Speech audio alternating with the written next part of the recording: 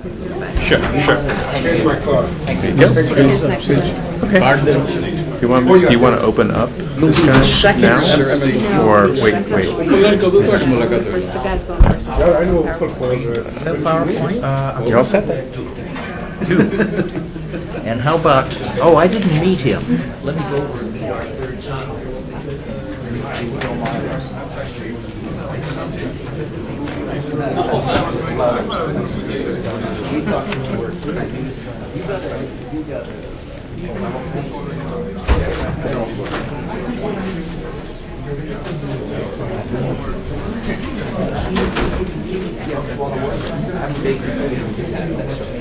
I'll take it afterwards. I would say this.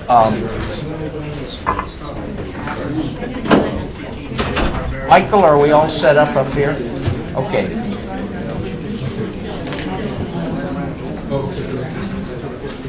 Okay, ladies and gentlemen, let's get started. I feel under great pressure to get started and get finished on time, more or less. This is the last panel of the day. Obviously, looking around me, it's the best. Although that would be hard to beat some of the others. The two others have been really good. So I think hopefully we'll add something to the mix.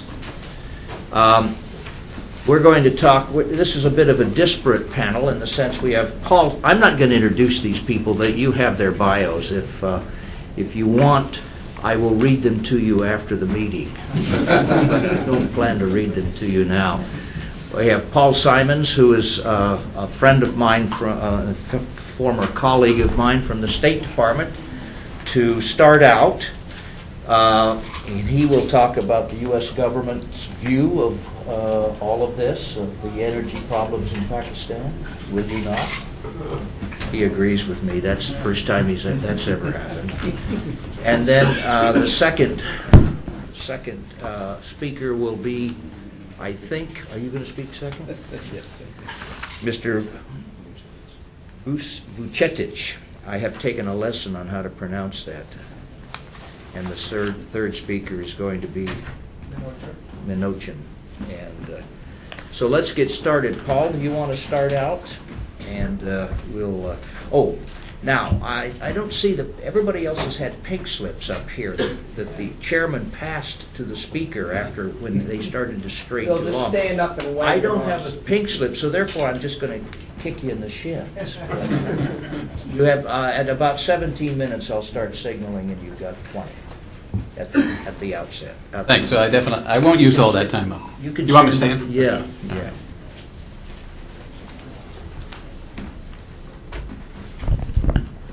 First of all, let me thank the Wilson Center and Bob Hathaway in particular for arranging this event.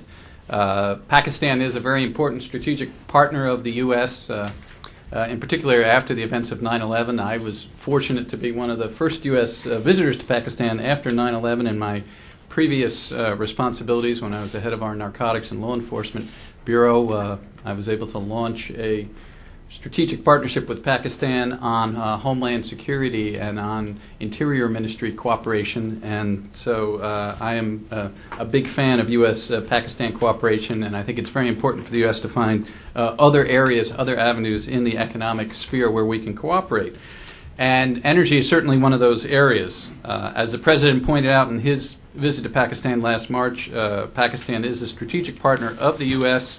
The partnership is based on shared interests of the U.S. and Pakistan in building stable and sustainable democracy, promoting peace and security, prosperity across the globe. And specifically, President Bush and President Musharraf did agree to inaugurate an energy working group and to explore ways to meet Pakistan's growing energy needs and to strengthen its energy security. That was incorporated in the joint statement. And as a fairly rapid follow-on to the President's visit, Secretary of Energy Bodman did meet later on in March with his counterparts in Pakistan. He also invited the Pakistanis to send a delegation here to Washington to discuss how our countries can work closer together on energy. And I think, as many of you know, we're going to have such a meeting on Monday, hosted by the Department of Energy, but with participation also by the State Department and other U.S. government agencies.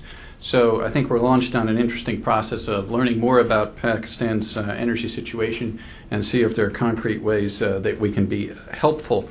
Pakistan's energy challenges are really derivative of its outstanding rate of economic growth. And that has been a really big success story in particular since 9/11.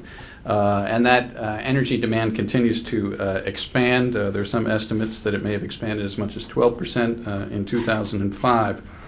And so a serious challenge, which is a result of that economic growth, is finding ways to accommodate the resulting energy demand. Economic growth itself was as high as over 8.4% last year, and there's also been substantial growth in exports, including to the U.S., and so this is important and positive development for Pakistan's economic stability.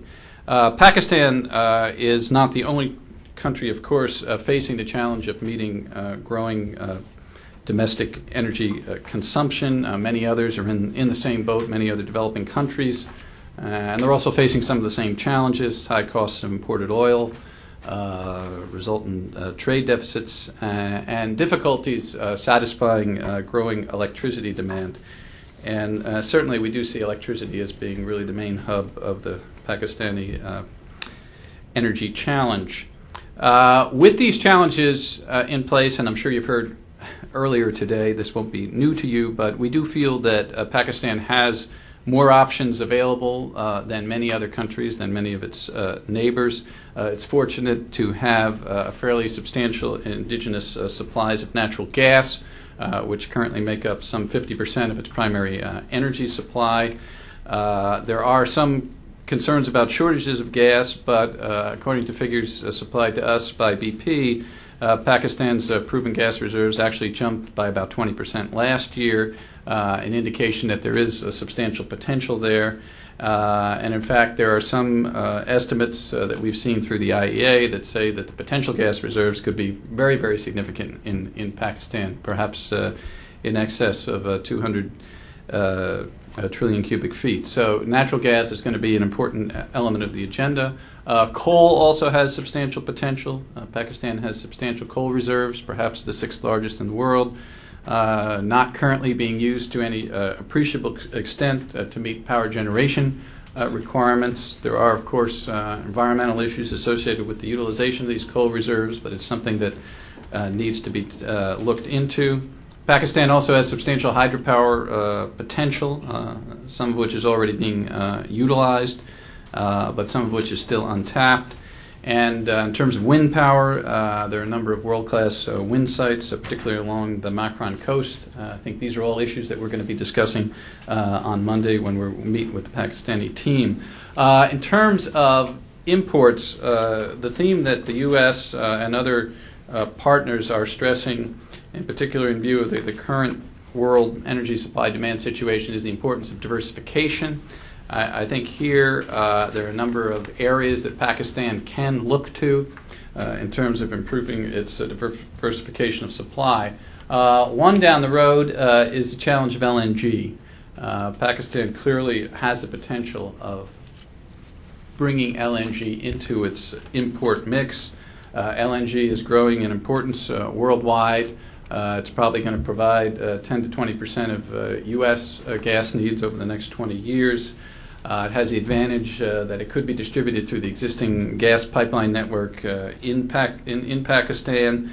And, of course, there are a number of potential suppliers of LNG that are coming online over the next 10, 15 years. Qatar, Australia, Indonesia, and Nigeria that could be potential suppliers. So LNG, I think, is a topic the Pakistanis need to think very carefully about. A number of developing countries that are looking at LNG are also looking at the price issue, and clearly LNG prices have been going up in consort with petroleum prices worldwide, and there's always a challenge of creating a situation in which those prices can be passed along, and I think that points to the importance of domestic market pricing in Pakistan to form the basis for a potential LNG import industry. A second area that we have been looking into, including within the past month, is the possibility of stimulating electricity imports from Central Asia. The World Bank, I believe, has also done some work in this area. The U.S. government hosted a very successful conference in Istanbul as recently as last week to take a look at this issue. We invited the governments of Afghanistan, Pakistan, Turkmenistan, and Kyrgyzstan, as well as India, Kazakhstan, and Turkmenistan. They all took place. This was hosted by the U.S. Trade and Development Agency. We had very senior level State Department representation, as well as representatives from the Energy Department, USAID, World Bank, Asia Development Bank, and there were a number of private sector participants at this conference. The conference was very successful. It resulted in an MOU on electricity trade that was signed between the governments of Afghanistan, Pakistan, Turkmenistan, and Kyrgyzstan. This was a major step forward, we think. In addition, Assistant Secretary Richard Boucher, who heads up our South and Central Asia Bureau, announced $3 million in USAID support for Central Asia electricity market development. We're trying to imagine down the road the creation of some cross-border trade and grid integration in Central Asia. And Ambassador Boucher also signed a grant from the U.S. Trade and Development Agency for $800,000 to the government of Tajikistan for a feasibility study of a transmission line from Tajikistan through Afghanistan into Pakistan. This is, of course, taking a look at the substantial hydropower resources available in Tajikistan.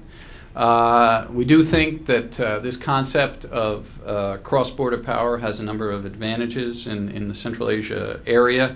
Pakistan is obviously a potential consumer, could provide new markets for countries like Tajikistan and Kyrgyzstan that have been quite isolated up to now from the regional as well as the global community. Could help rationalize river basin management in Central Asia because of the temporal aspects of the flows. And also, very important for the U.S., could help stimulate broader-based economic development in Afghanistan, which is a very high priority of ours. So in terms of actual, what could gas pipelines look like? This clearly is going to take some time. It's down the road. But there are various possibilities. It could build on electricity linkages across Afghanistan. There have been studies in the past about a gas pipeline from Turkmenistan through Afghanistan into Pakistan. We've heard some signals of support from India for this project, which is good. There's still a lot remaining to be done in terms of gas pipelines to make them commercial. There's security developments that need to progress. But we think that the issue deserves a close look. And there are aspects in terms of geography, total mileage of the route that are attractive. For example, Lahore and Islamabad are actually closer to the existing natural gas grids in Central Asia than they are to Karachi. I mean, there are other disadvantages, but there are some geographical advantages there. So, as I mentioned, we will be meeting with Pakistani officials next week. This event's a great tee-up to that. We'll try to explore the ways that we can work with Pakistan to meet a number of these challenges. I believe that a number of the speakers earlier today commented on the need for an attractive investment climate.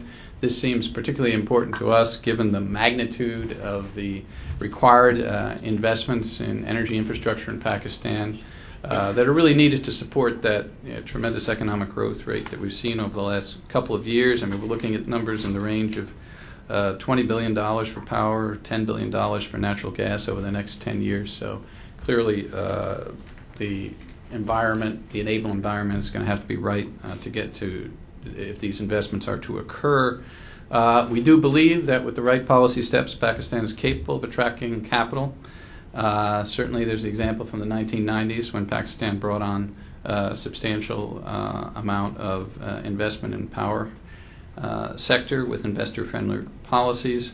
But we have heard from the private sector a number of concerns, the need to accelerate some of the energy sector reforms that are already underway, speed up some of the privatization of state-run energy firms, the tariff reforms that are particularly important, and I think that was discussed earlier today. Some concerns about theft of power, billing issues. Obviously, the question of subsidies needs to be addressed, contract security, and broader security concerns. So, in closing, let me just say, again, we thank the Wilson Center for their great initiative in putting this event together. We're a strong supporter of Pakistani economic development, with energy development an important sort of sub-sector of that. Again, we look forward to hearing the other views presented at this session. Thanks.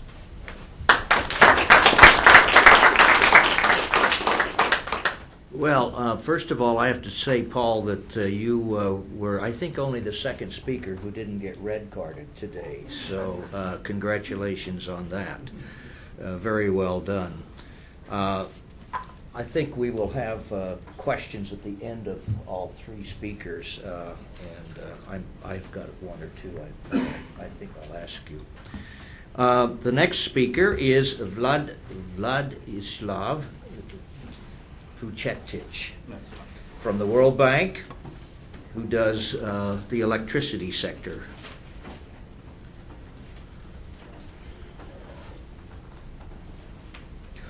Oh, can I interrupt for a moment? Just to say that the other distinction you have is being only the second speaker who didn't have visual presentation. Good afternoon, everybody. My name is Vladislav Vucetic. I'm with the World Bank. And I would like to thank you also, Woodrow Wilson Center, for inviting us, especially to Mr. Hathaway. And it's my pleasure to talk about the electricity sector in Pakistan, where I have been working for almost 2 years by now. It's good to see some of the professionals that I'm meeting there, Mr. Mukhtar Ahmed and Mr. Hilal Raza, who actually his institute compiles nice statistical book with energy data on Pakistan, which I found probably the most complete publication on that. And I recommend it to everybody. It doesn't have, though, data on biofuel, so you may take that into account, perhaps, for improving. It does have a chapter. Okay. One of the advantages of being in the afternoon is that many things that one was planning to say have been said already, so I would go perhaps quickly through some of the introductory parts of my presentation. I was planning to give you a quick background on the development of the energy situation in Pakistan, which I think you've heard enough of. Describe the current situation in the power sector, the main issues and challenges, the reform program and its status, the bank assistance, and then priority actions. I will focus on the policy areas of the power sector reforms, where I think the bottlenecks currently are the most important. So let me start with a brief background, which you must have seen in various forms. In previous presentations, the main element or main fact is that the energy consumption in Pakistan is accelerating as a result of the economic growth which has occurred during the last few years, especially. This is reflected in the electricity demand. This is a forecast which has been produced by, I believe, Planning Commission, one of their scenarios, which I thought was more realistic. The forecast generally for electricity demand vary widely in Pakistan, but it shows that the current capacity, which is shown by a red line, the dotted red line is the nominal capacity, the solid red line is the actual usable capacity. after taking into account reserve requirements which are needed, which show that there will be a shortage of capacity somewhere between 0.5 and 0.10, which is just about to happen. Primary energy consumption of Pakistan is not large in comparison with other countries of similar size or even smaller countries, so there is lots of upside potential. This graph shows the per capita energy consumption, which in Pakistan is also quite small, and it's just a fraction of the world average. This is a primary energy supply, which shows its increase in the last several years, especially, which I think grows by 10% or so last year, and which also shows the increasing share of gas in the energy portfolio. This is a map which shows the energy resources in Pakistan, which you also heard about this morning, that this divide between, some say east and west, some say north and south. But generally, it appears that the fossil resources tend to be located in the southern part of the country, perhaps western part of the country. The hydropower generation is located in the northern part of the country. The point which I just want to make here is that, and the consumption is in the central part of the country, in the Punjab area mainly. The point which I would like to make is that also asks for significant transmission network, be it in the for oil and gas or for electricity, and that's where often bottlenecks are, and that's where private sector seems to be coming in at the last stage. A couple of other observations on the base of these introductory slides. As I said, economic growth is driving energy demand, and in general, and electricity in particular, especially since there is lots of unfinished work in Pakistan to connect the population to the electricity network. That is being very actively worked on these few years. I think there is an objective to electrify all villages in Pakistan by next year. That wouldn't necessarily mean that the entire population is connected to the network. We estimate that about 35 to 40% of population at this stage does not have access.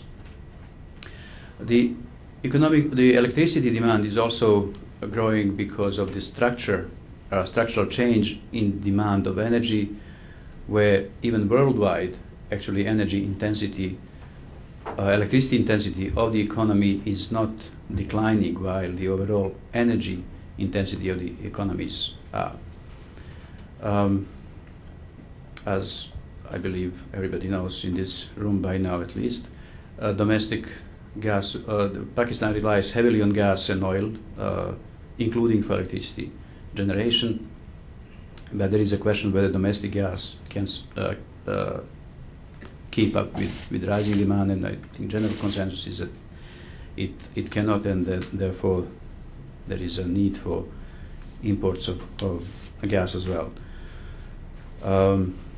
Pakistan will need to intensify development of domestic energy resources, including gas, but especially in hydropower, where unused potential is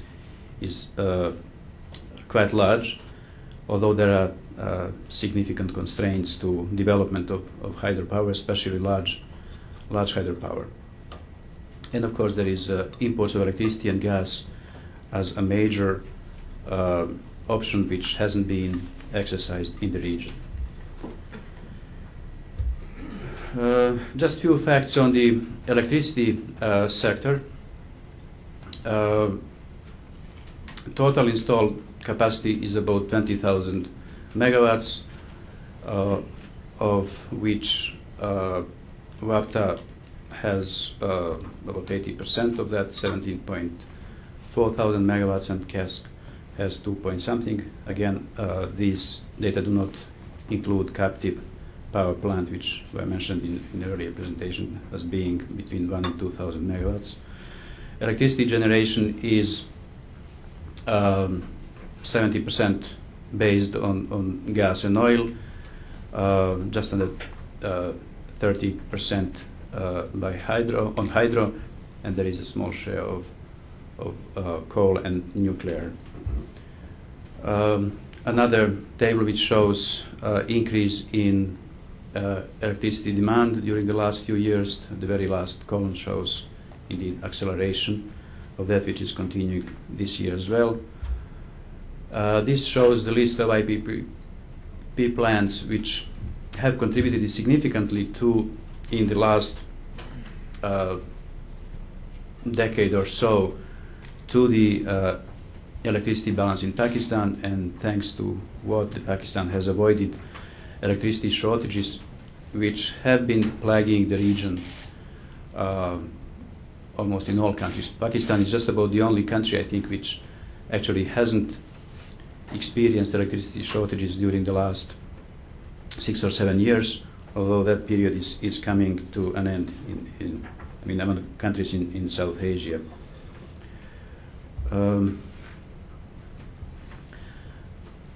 Some data on the performance of the power sector. This relates only to WAPTA part of the sector, which is 90% or almost 90% of it. We don't have data for KESK.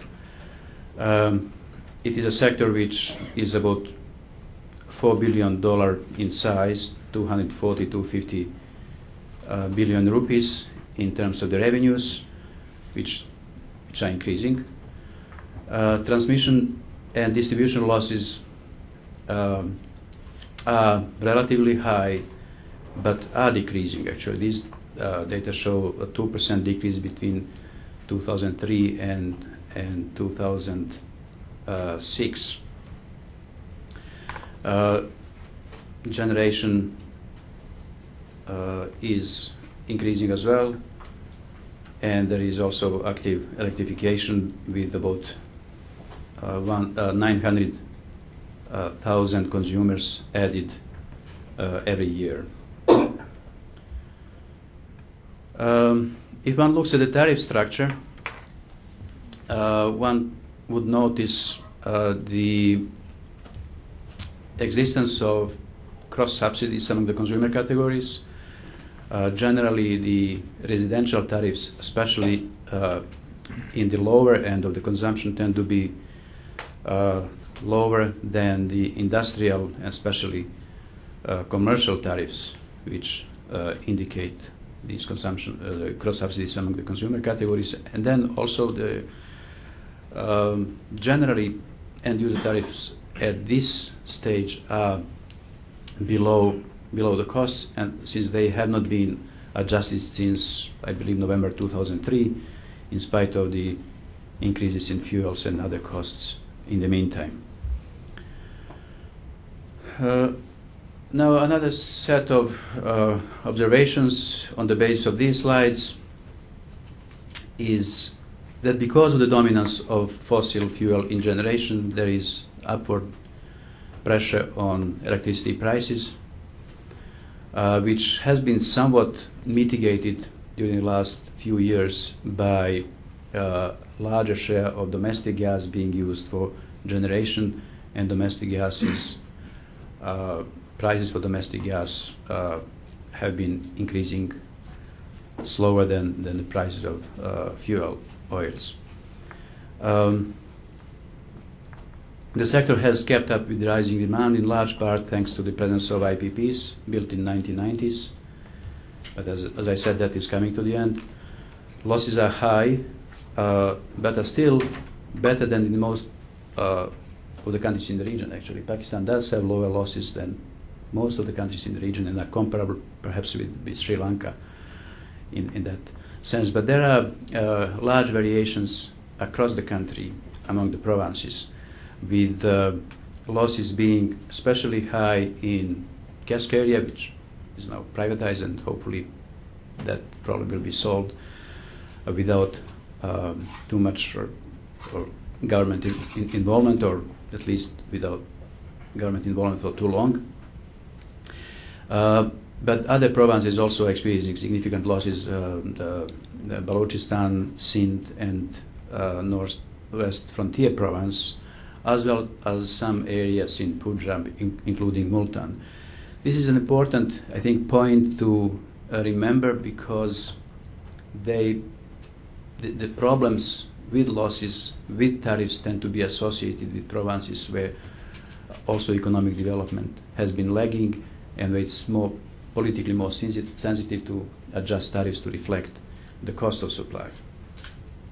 We'll come to that point toward in the later part of the presentation. Again, there are issues with tariffs, but the main point which I would like to make here is that the cost to the budget and to the government which sector is incurring.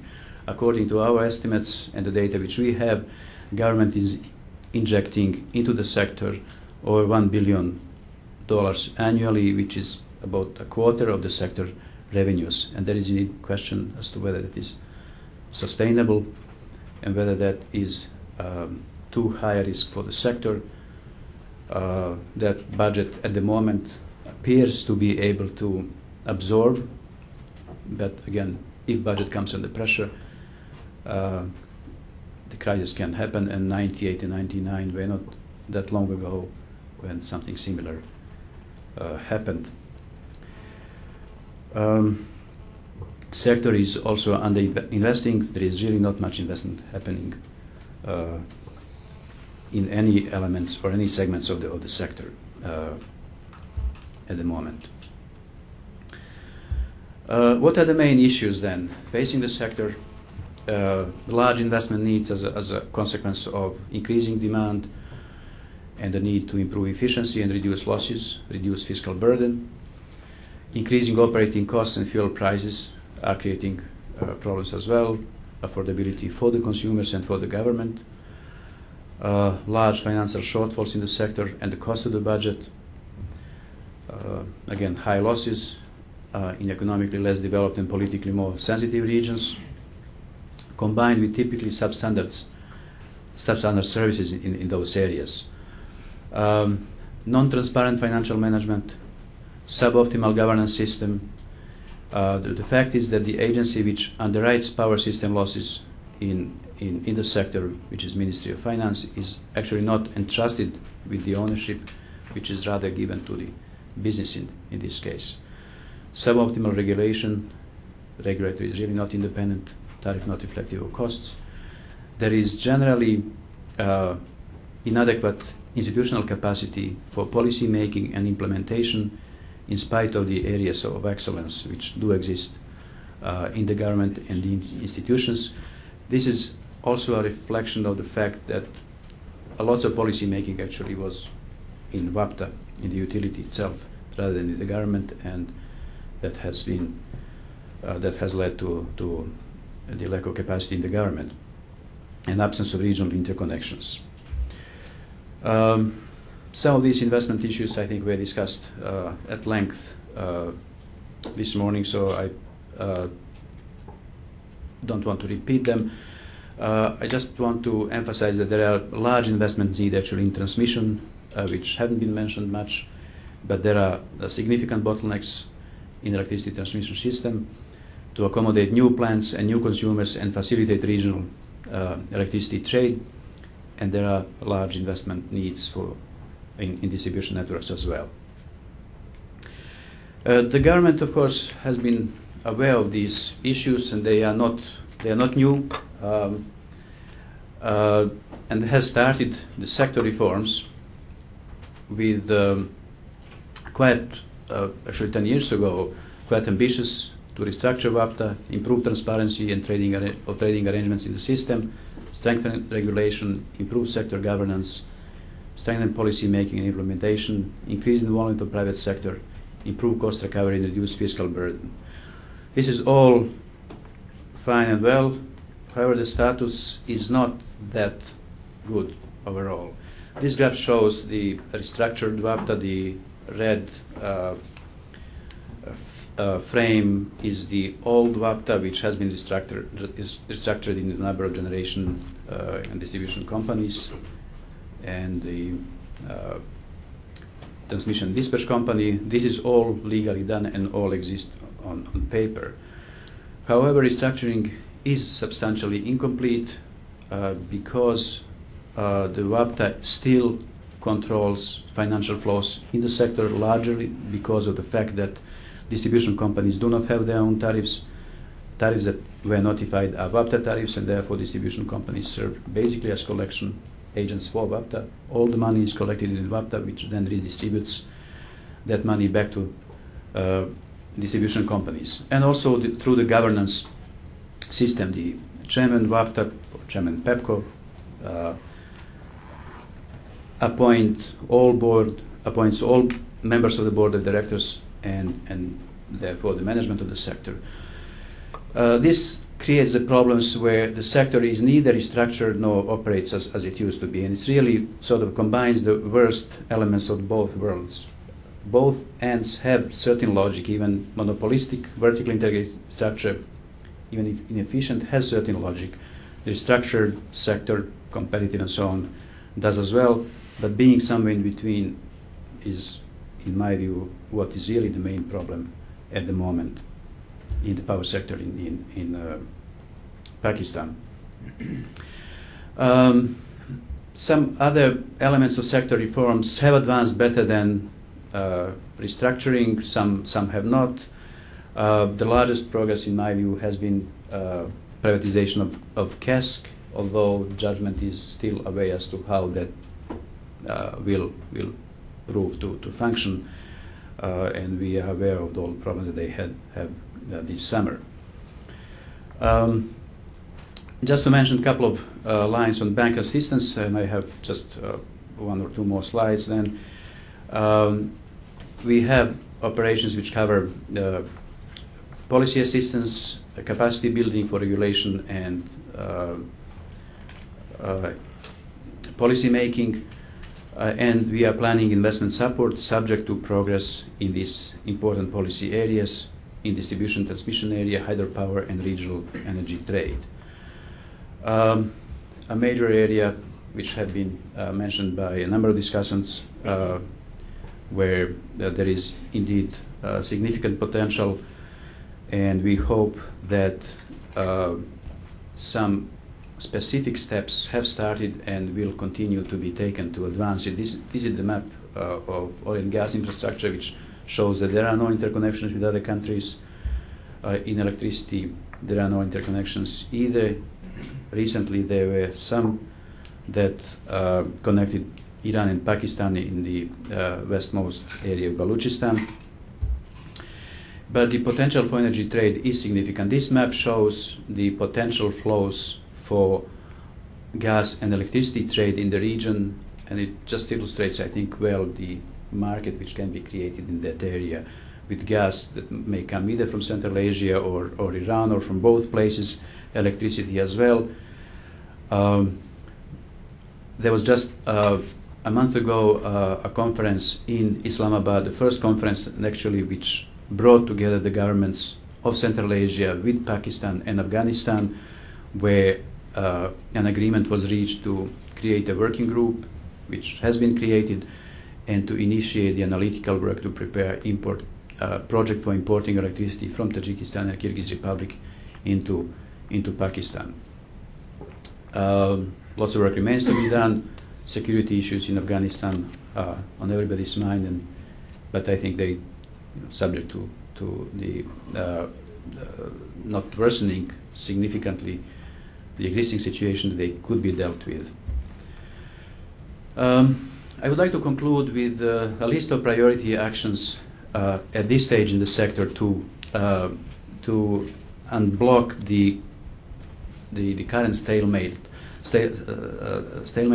which has come from the fact that distribution companies don't have their own tariffs. And as long as that happens, there is no restructuring of WAPTA, there is no reform of the power sector, I think there is no privatization of distribution companies. In turn, it would be difficult to get private investment in the upstream part of the sector, and that is really the single most important action which the government needs to take. We very much hope that it will be taken. We do have indication that the government intends to do that, but that's been the case for the last 2 years, and still the tariffs have not been notified. There are other important measures that need to be taken to separate ownership function from WAPTA and bring it under government control, separate trading and financial management from WAPTA and make it independent, improve transparency of the financial flows, improve subsidy payment mechanism, tariff regulation, and continue with privatization program. We believe that if these measures are taken, that they would, as Secretary Ashfaq put it, I think, in one of the meetings, unleash the power of the private sector, which I think is ready actually to take on the challenge, but the government does need to make these important moves. And I think that hesitation with the implementation of the policies which otherwise are fine is at the moment the single most important problem in the sector. Thank you very much.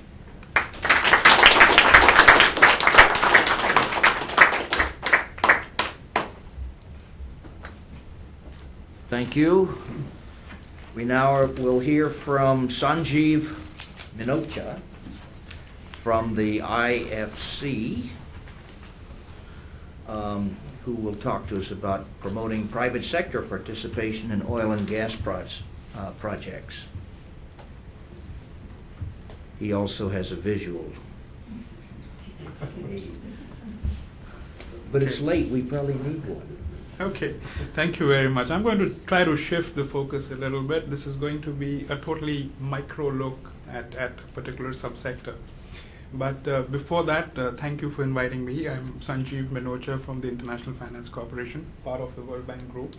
And I love Vladislav's last statement. The private sector is indeed ready and raring to go.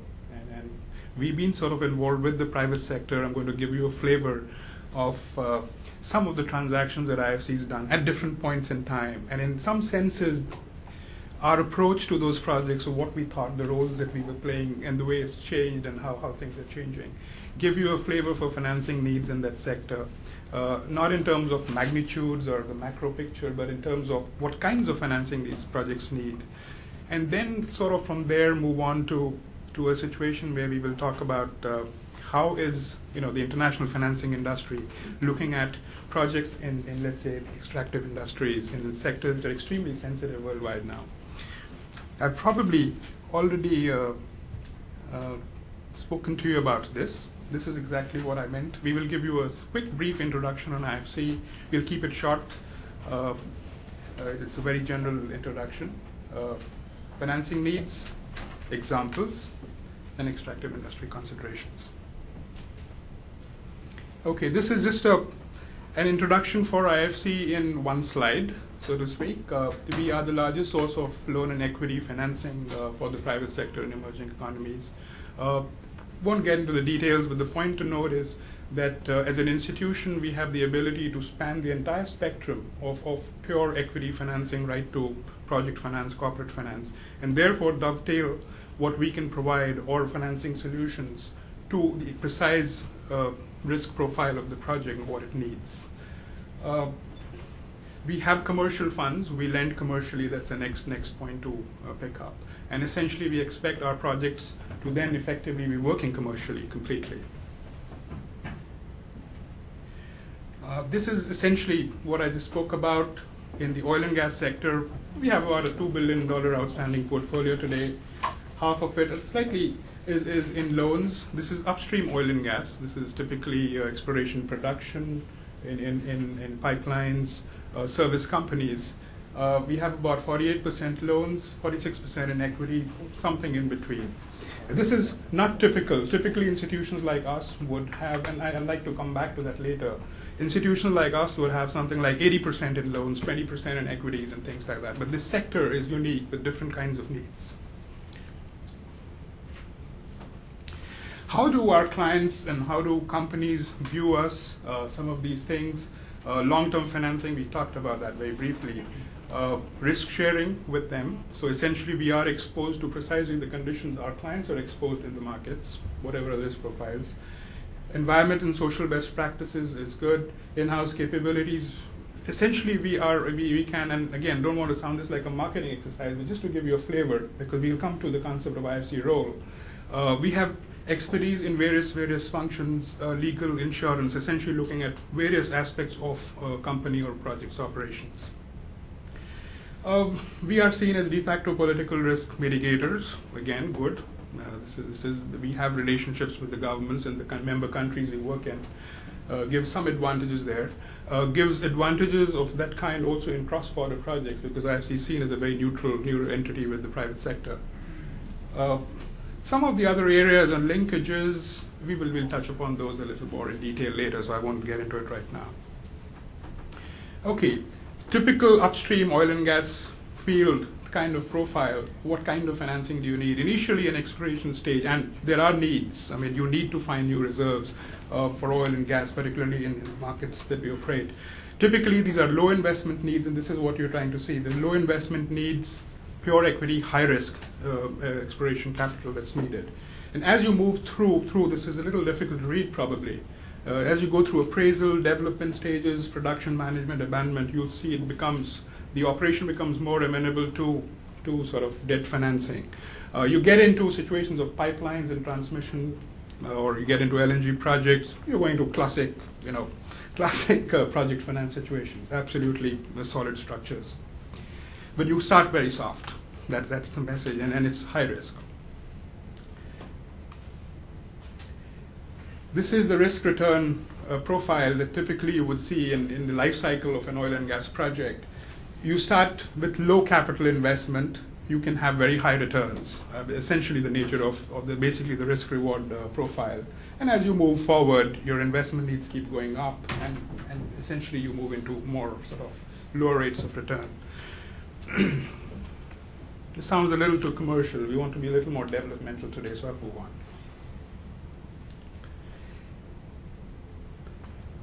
Won't waste too much time on this. This is essentially a wide range of financing possibilities that projects might need.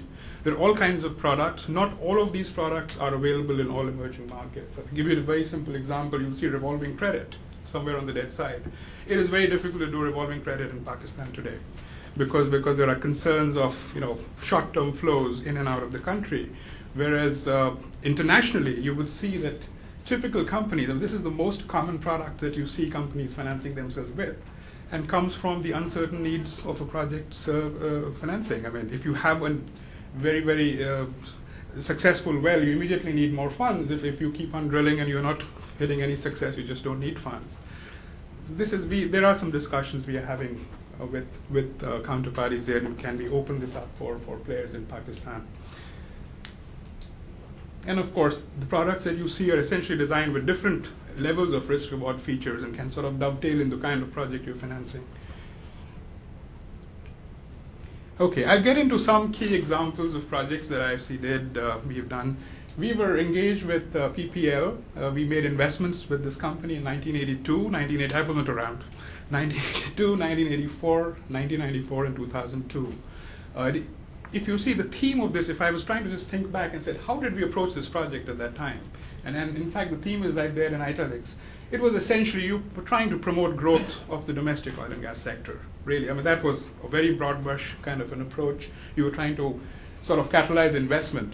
And at various stages, you'll see it's, in one case, we were for installation of compression stations. 1984, there was a particular field development. 1994, again, there was a development kind of expenditure in terms of extending the life of the Sui field. 2002 was getting into a slightly different play. It was a rights issue that PPL had done, and then again, the question was, does an institution like us continue in support?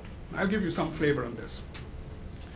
The things to note here is, clearly, the role that we saw in the first three investments, we involved participant banks. So at that stage, we were trying to get the international financing community to come into projects in Pakistan with us. So that was a key role that we as an institution saw ourselves playing.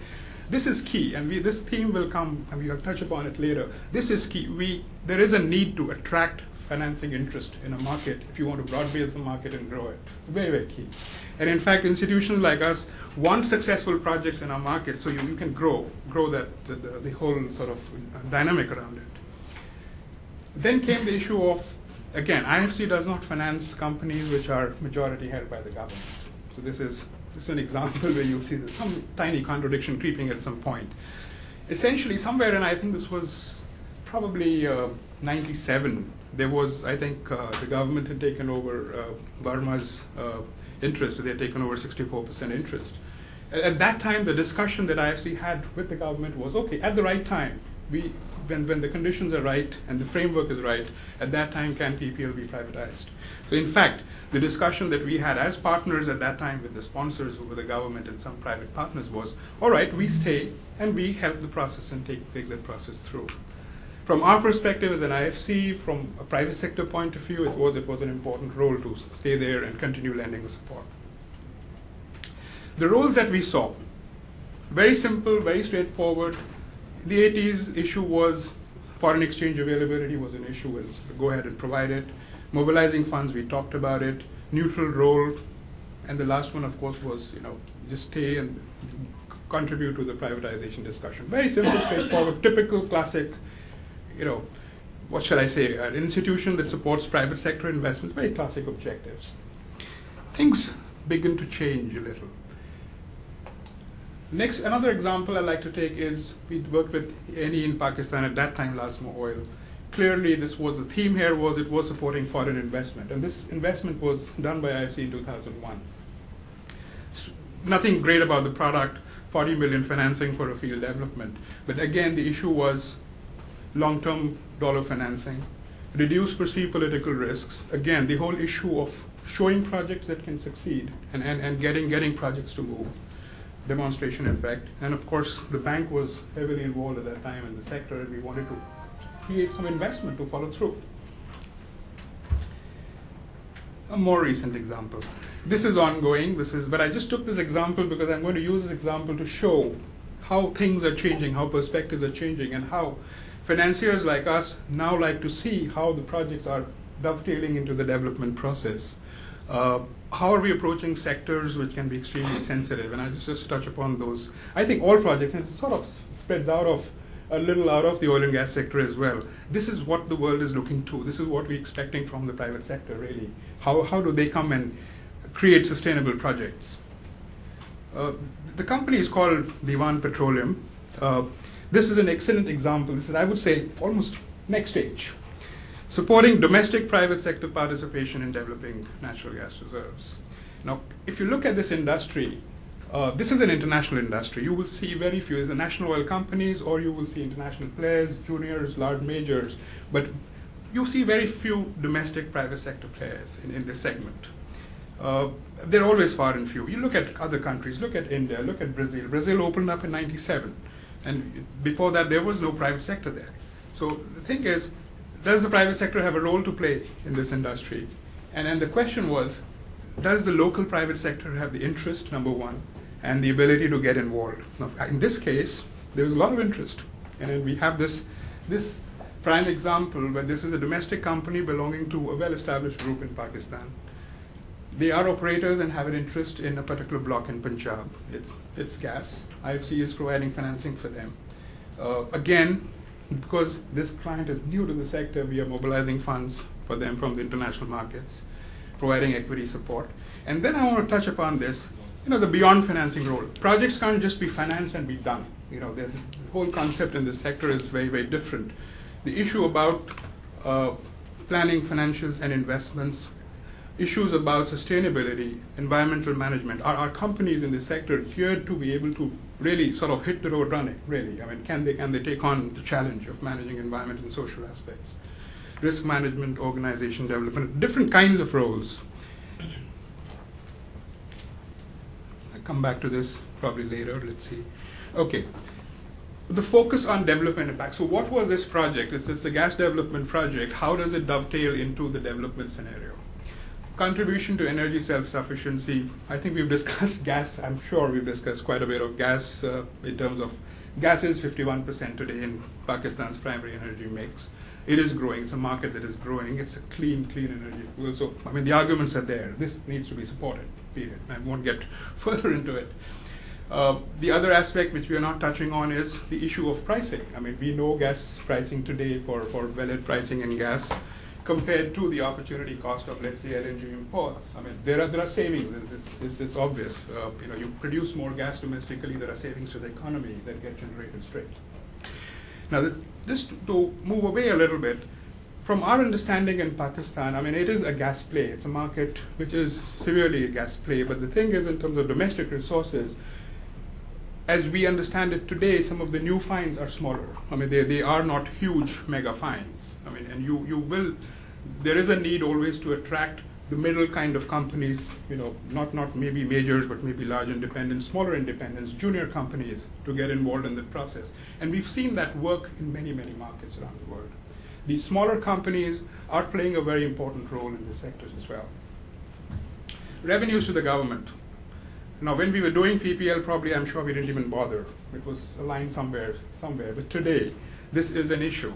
Is the project generating revenues for the government? How much are those revenues?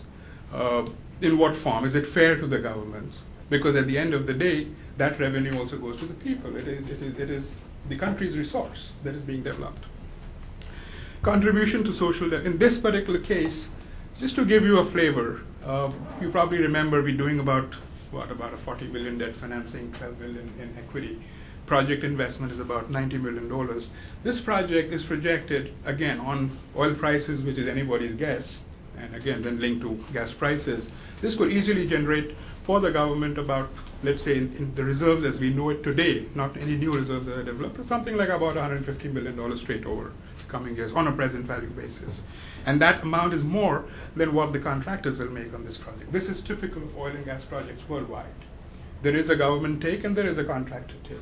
So they are important contributors to the government, and therefore, even by the right kind of structures, by the right kind of fiscal regimes in play, there is sharing of revenues, which is good for everybody.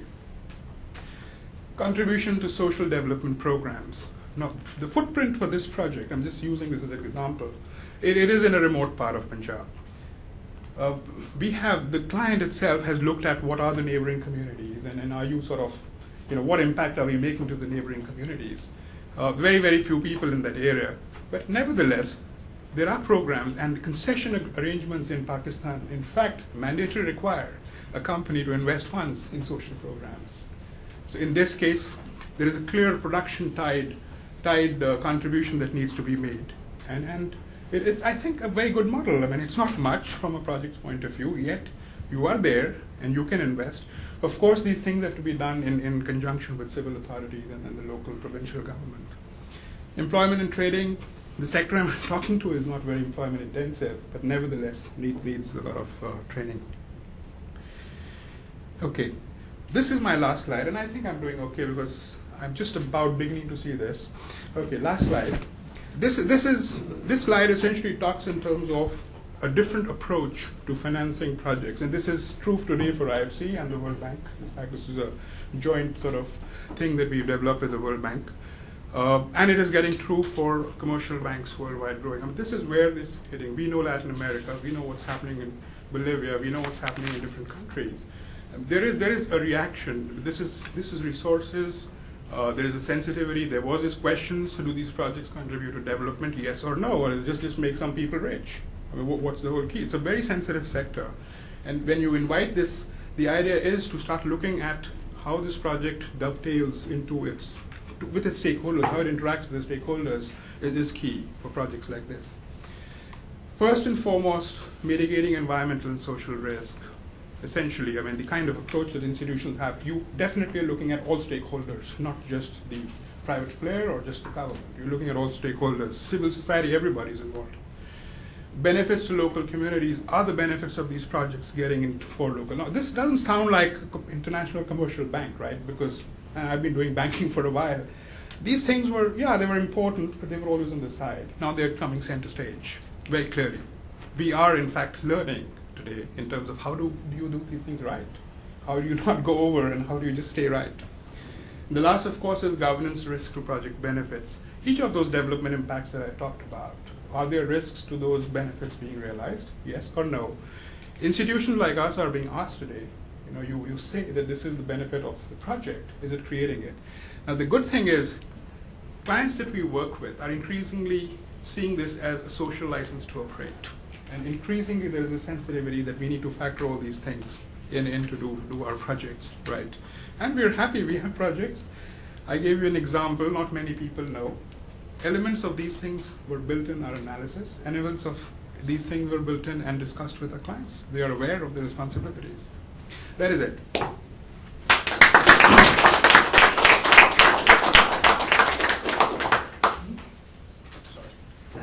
You were right on time. Don't be sorry. Well, thank you very much. I think this was a good panel, and I'm very pleased to have been able to share it. I told Bob I wasn't going to do any kind of attempt at any kind of summary, and I'm really not. But I have to say one thing, and it came to my mind as I listened to these three panelists and as I thought about some of the other things that have been said today.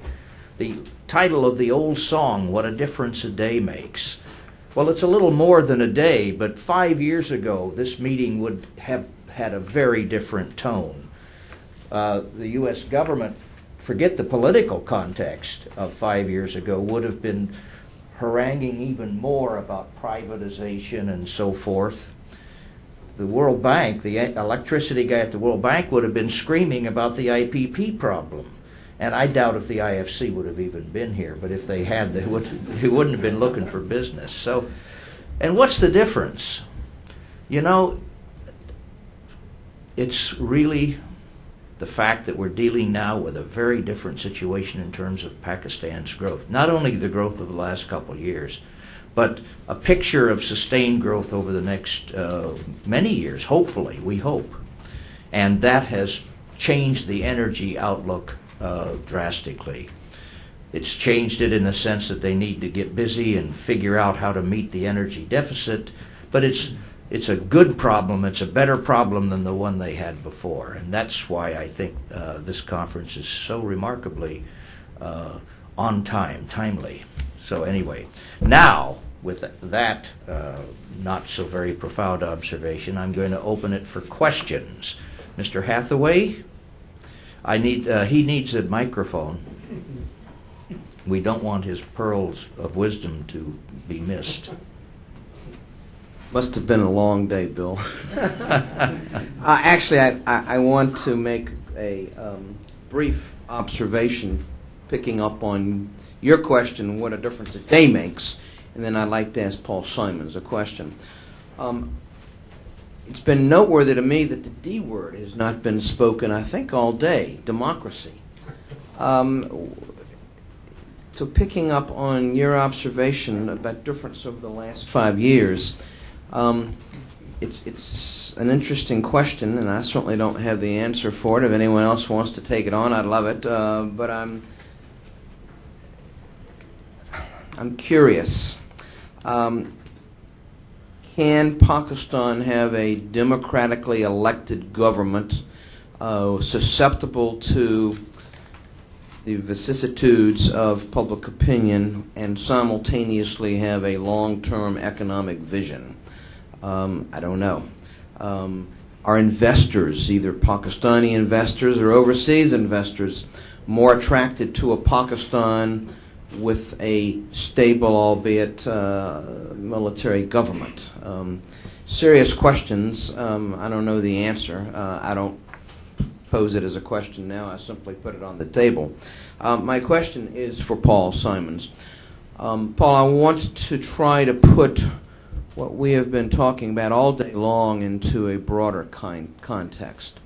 The United States has literally dozens of issues on its agenda with Pakistan. The war on terrorism, democracy, economic development, narcotics, human rights, trafficking, proliferation, on and on and on. There's, I gather, considerable skepticism in Pakistan that in this long list of issues about which the United States ostensibly, allegedly cares about. There's skepticism that the United States is really serious about energy or about working with Pakistan to help Pakistan achieve energy security. There are others in Pakistan who claim that Washington has latched on to the energy issue simply because of the lack of results in a number of these other issue areas that have been on our agenda for years and in many cases decades. So my question is simply, how do you respond to these sorts of comments? Why, in fact, does the United States care about Pakistan succeeding in the energy sector?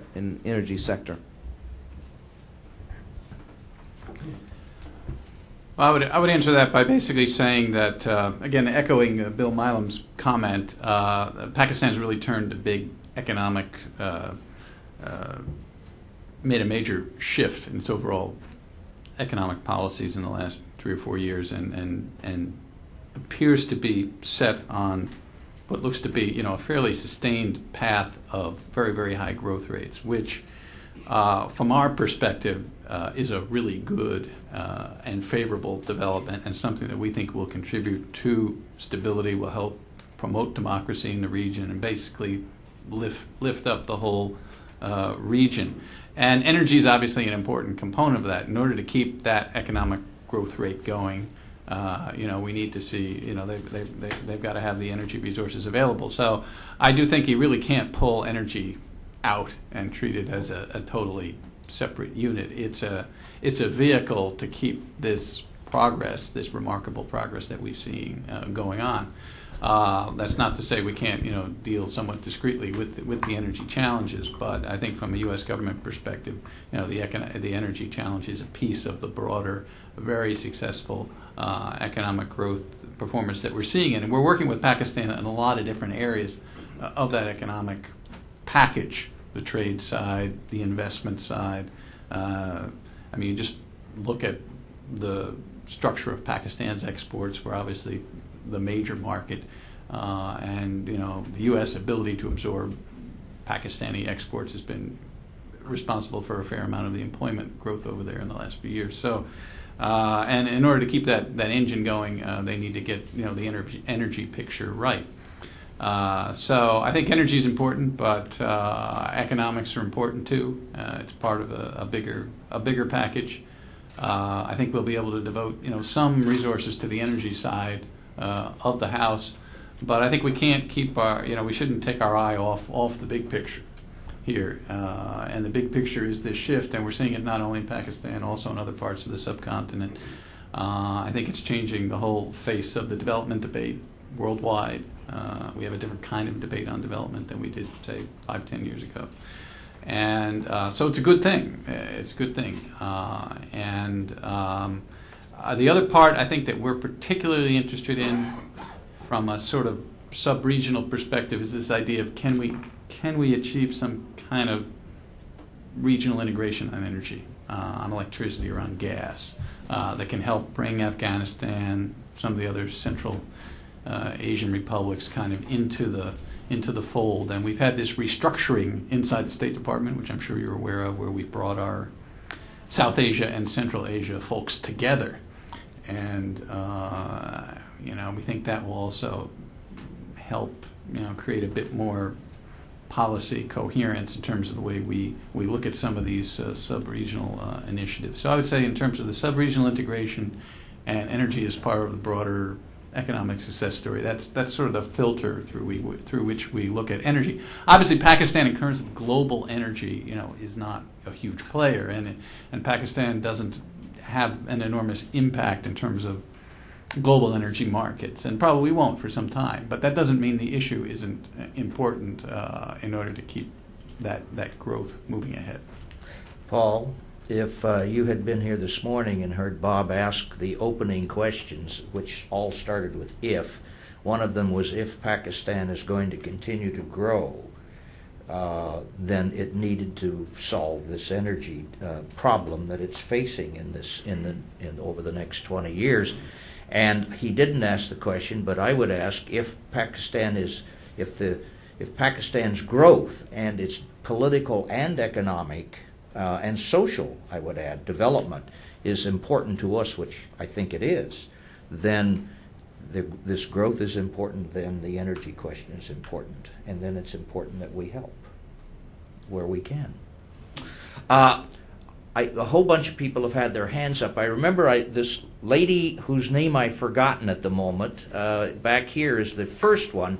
Let me ask all of you to keep raising your hands, because I'm not going to remember whose hands I've seen after such intelligent questions. Thank you, Bob. Sabna Qureshi. Yes. We had a very encouraging session in the morning, and we heard where we heard about challenges being defined, and we also received our reality check by being reminded on what development is all about. I guess my question is to the World Bank and IFC representatives present here just now. Operating within the overall framework of poverty reduction, and the bank has a very strong commitment to social and gender equity. The 2 afternoon sessions with a very strong focus on the role of the private sector have been a little disconcerting, perhaps, if I may use, I don't know what the correct word here would be, but I'm trying to reconcile, and I'd like to hear how you would reconcile the challenges between the overall poverty reduction goals and objectives to the increasing role of the private sector, and including the tilt towards deregulation, recognizing the government's responsibility to all segments of the population, particularly those who don't have access to resources or even have a voice. We also briefly touched upon subsidies, and there was mention of transparency, accountability, and affordability. Just trying to find where the two meet and in what way the two can be reconciled, particularly as we've heard a lot about Pakistan's impressive growth rates, but at the same time, not much significant reduction in the group living below the poverty line. So where does all of this come together? Do either of you want to answer that? While I'm going to go get my red card. Sure. I can start on the private sector side. Pull the mic closer, thank you. On the private sector side, and I think it's a very good question, firstly. Thank you for that. Clearly, yes, what you said, the whole aspect of poverty central reduction is central to our mission. There is no debate about that. The way IFC tries to approach this is, supporting private sector investment in these countries. Essentially, our approach, the broader part of our approach is more through, creating an improved investment environment, number one. In this specific sector, there are also angles of enhancing energy availability, cheaper fuel, cleaner fuel, right? So on a much more broader context. Clearly, the investments that we get in, individual investments which we make as an institution are probably a drop, in the bucket. It's not that there's a huge amount of investment being done, but the key there is that you create enough success examples, and you create enough of a dynamic that you really grow that activity, that things grow. On a more micro basis, I did mention in my last slide about extractive industries and how we are approaching that specific sector.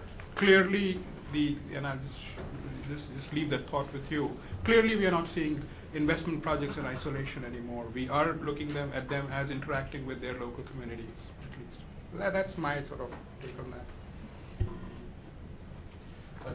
It's such a broad question that we can spend certainly much longer time to debate it, and this particular presentation was focused on a very specific issue in the electricity sector. But generally speaking, what you really want to do is the poverty reduction is to a large degree a matter of distribution of assistance, and in many of the countries, developing countries, and including in Pakistan, energy sector and power sector in particular is actually a mechanism for distributing subsidies.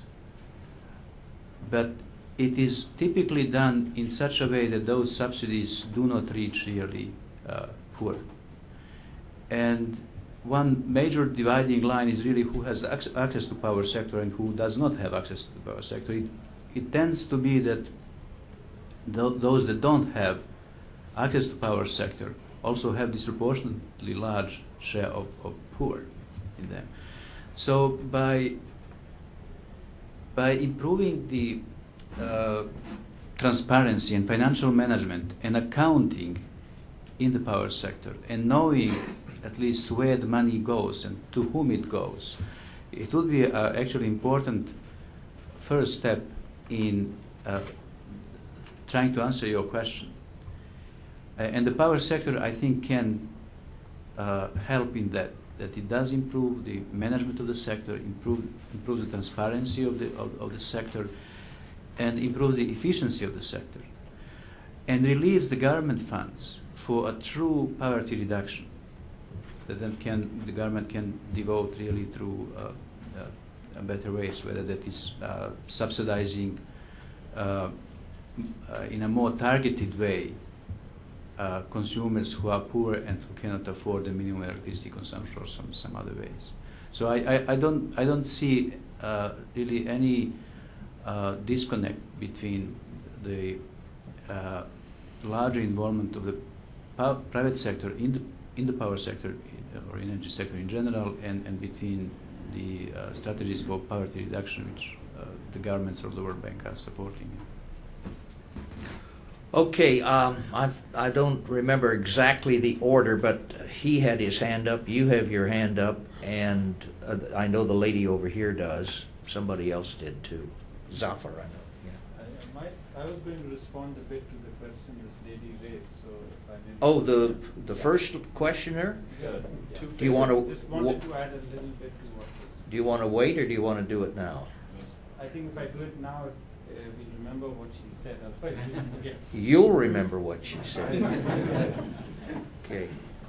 Thank you. I think, like, I agree, it was a very good question, but I think there was something that I was reading here which says that, like, private sector, if it comes into prominence and begins to play a significant role, it would sort of like work against poverty reduction, some implications like that, and that the public sector, if it is there, tends to care for the less privileged and so on and so forth. And it's really a philosophical question. I mean, at least I can say from my experience and my belief is that privatization actually will be the way to solve our poverty problems, as opposed to having the public sector play a role. And I'll give you one example. There are hundreds of them. A very recent one, and from Pakistan. Just take the telecom sector. It was the public sector. It had been around for 50 years. And asked Pakistanis what it would take to get a phone connection and what kind of service you got. And in the last few years, we've gone through this process of privatization. Private sector has come in, and see how the whole scenario has changed on the telecom front. It's just a classic example of where you allow market forces and competition to come in. But yes, you have to have a regulator, you have to all those other checks and balances. So if it is done, that's the way it is. And people say, removing poverty will also be done through private sector, and I personally strongly believe in that. That's our way forward. Thank you. Okay, Zafar, you owe us something. Here, I called on this gentleman. No, that's the wrong gentleman. They're both gentlemen. I didn't say he wasn't. Come on, don't waste our time. This is a very good discussion, and I don't want to take the emphasis off the question of equity and distribution and redistribution of wealth within Pakistan. But I did want to raise another question. I guess it's just burning curiosity for me, and it's probably directed at Paul Simons in large part, but maybe also Bill Milam and whoever else might want to comment on it. I'm just It's really a moderator here. Yeah, but you've been part of the scene over there, so you have a sense of U.S. interest. This is a U.S. interest question, and it's a strategic question. What are the U.S. strategic interests here? Paul has expressed them in terms of it's good if Pakistan develops, and it goes without saying. And if it also helps Afghanistan, that's great. But are there other things here? Is it something that it's legitimate for Pakistan also to think about in terms of regional leadership or influence, even though I think it's a good idea that Pakistan not push its head up too far in that respect, at least in international circles. But part of the U.S. interest appears to be to divert, that is, to make more channels available for the flow of energy away from the former Soviet Union, Russia, and Russian companies which are becoming more monopolistic again. Part of it appears to be dealing with Iran in a very complex way, which is on one hand, we need the energy, we need the oil and gas to flow, but on the other hand, we've got all these constraints on Iran related to nuclear weapons. We have a bigger thing in the background which could become a problem. The World War II in the Pacific developed over energy. Japan went to war over energy and resources. And so I think there's a real important question. Maybe the U.S. government doesn't look at it this way, but maybe it does. And I'm just kind of looking for ways to understand it. Are we necessarily interested in promoting an expansion of effective use of energy and diversification of it in the whole region in order to head off the kinds of collisions that might develop in that part of the world with the enormous appetite of China and India as they develop large automobile industries and things of that kind and become major consumers of the Persian Gulf and Central Asian and Russian oil assets? No, that's yours, not mine. I don't work for the U.S. government any longer. I think you've mixed a number of issues up in that observation. I think there's some narrower questions as to how Pakistan might define most ideally its diversification of supply. And then there's some broader questions about, if we end up picking this channel or that channel, what implication would that have on sort of broader geopolitical flows of energy around? So, I mean, I think there are kind of two separate questions embedded in there. On the first question, the narrower question, I raised several thoughts as to ways that Pakistan could sort of solve the dilemma. One was LNG, and I think LNG needs a very, very serious look. It has a lot of advantages for Pakistan. It basically commoditizes the gas. It provides a lot of security of supply benefits if pipelines, for some reason, don't work out. So LNG, I think, is definitely something Pakistan needs to think very, very seriously about. You seem to suggest that we could run into some major sort of geopolitical problems by promoting Central Asian connections to Pakistan, but I think, if you look at the magnitudes of the volumes of the flows, I don't think that they're all that statistically significant in terms of global oil or gas flows. They're connected with China. Well, they could be connected with China, but China's import needs are, orders of magnitude different than Pakistan, and will probably stay so for the foreseeable future. So I don't really see. I think we do see a political value in promoting the Central Asian integration, but I don't see it necessarily being part of some great game that moves the flows away from China or in some way, creates problems for others. We're Is this a two-finger? I just don't see it that way. I think you can kind of, China will have its set of needs, and Pakistan will have its set of needs, and probably Central Asia can contribute to both. So I don't see them as being mutually exclusive. In terms of Russia, I don't really see a big connection between what we might do with some minimal amounts of Central Asia gas, relative to the kinds of export volumes that Russia is looking into. I think Russia can find ways to satisfy its customer base, and Central Asia can provide some gas to Pakistan, and I don't see this disrupting the overall scheme. Mukhtar had his hand up, and since he's our keynote speaker, one has to defer to him. So, thank you very much. I just wanted to put this LNG thing in perspective. LNG, the pipelines that we are currently looking at, we're looking at importing into Pakistan and India something in the region of about 5.5 billion cubic feet per day of gas, which translates to more than 40 million tons of LNG per year.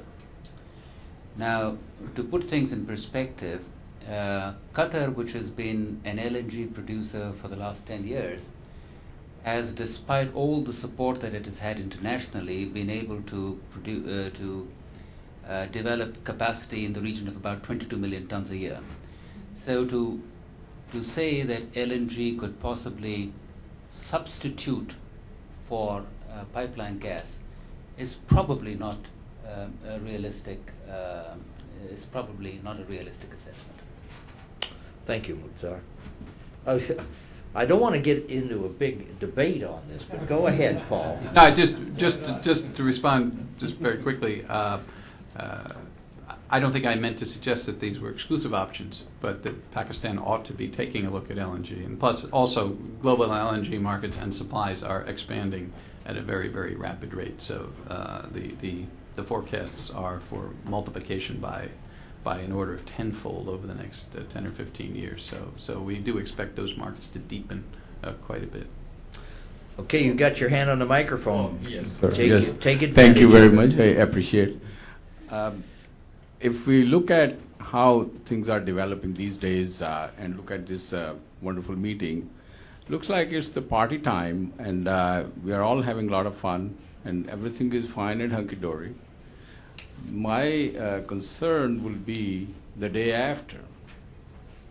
Pakistan has gone through booms many times in the past, but there have been some cut-off points, and they haven't been very palatable. They haven't been very good-looking. And one wonders if one tries to look into the future. And my question is that with such a good relationship with Pakistan, what can the United States do to streamline the institutions and the system in Pakistan while you still have a say in the matter? And what is it that you may be doing that the relationship continues on a long-term basis, rather than creating crisis after crisis after crisis? I don't want to answer that. I don't want to. I'm the chairman. I have a discretion here to refuse to answer questions. I'm not even sure I understand the question. I mean, our leverage on Pakistan is limited, but more so, it's less so now than it was when I was there. But Pakistan acts according to what it perceives of as its national interest. I presume at least, that it sees its national interest in some way overlapping in large part with that of the United States at this point.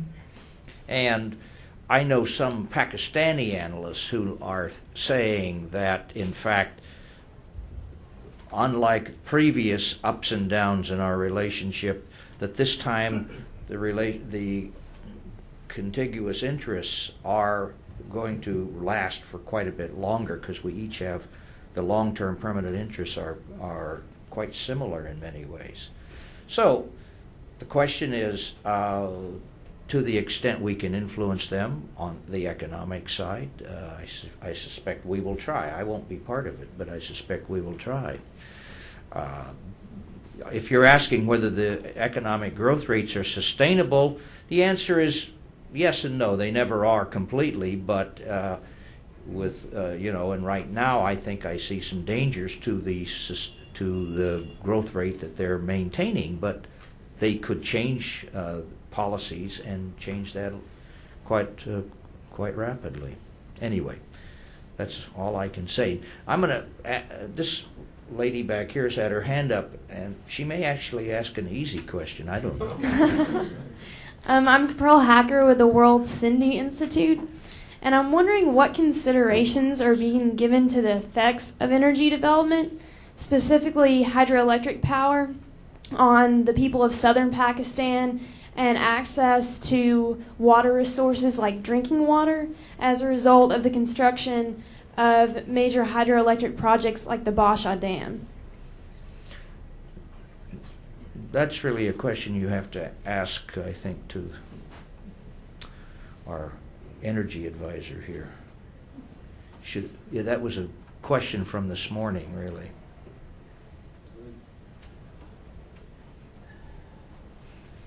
I wasn't concentrating on your question, I must admit.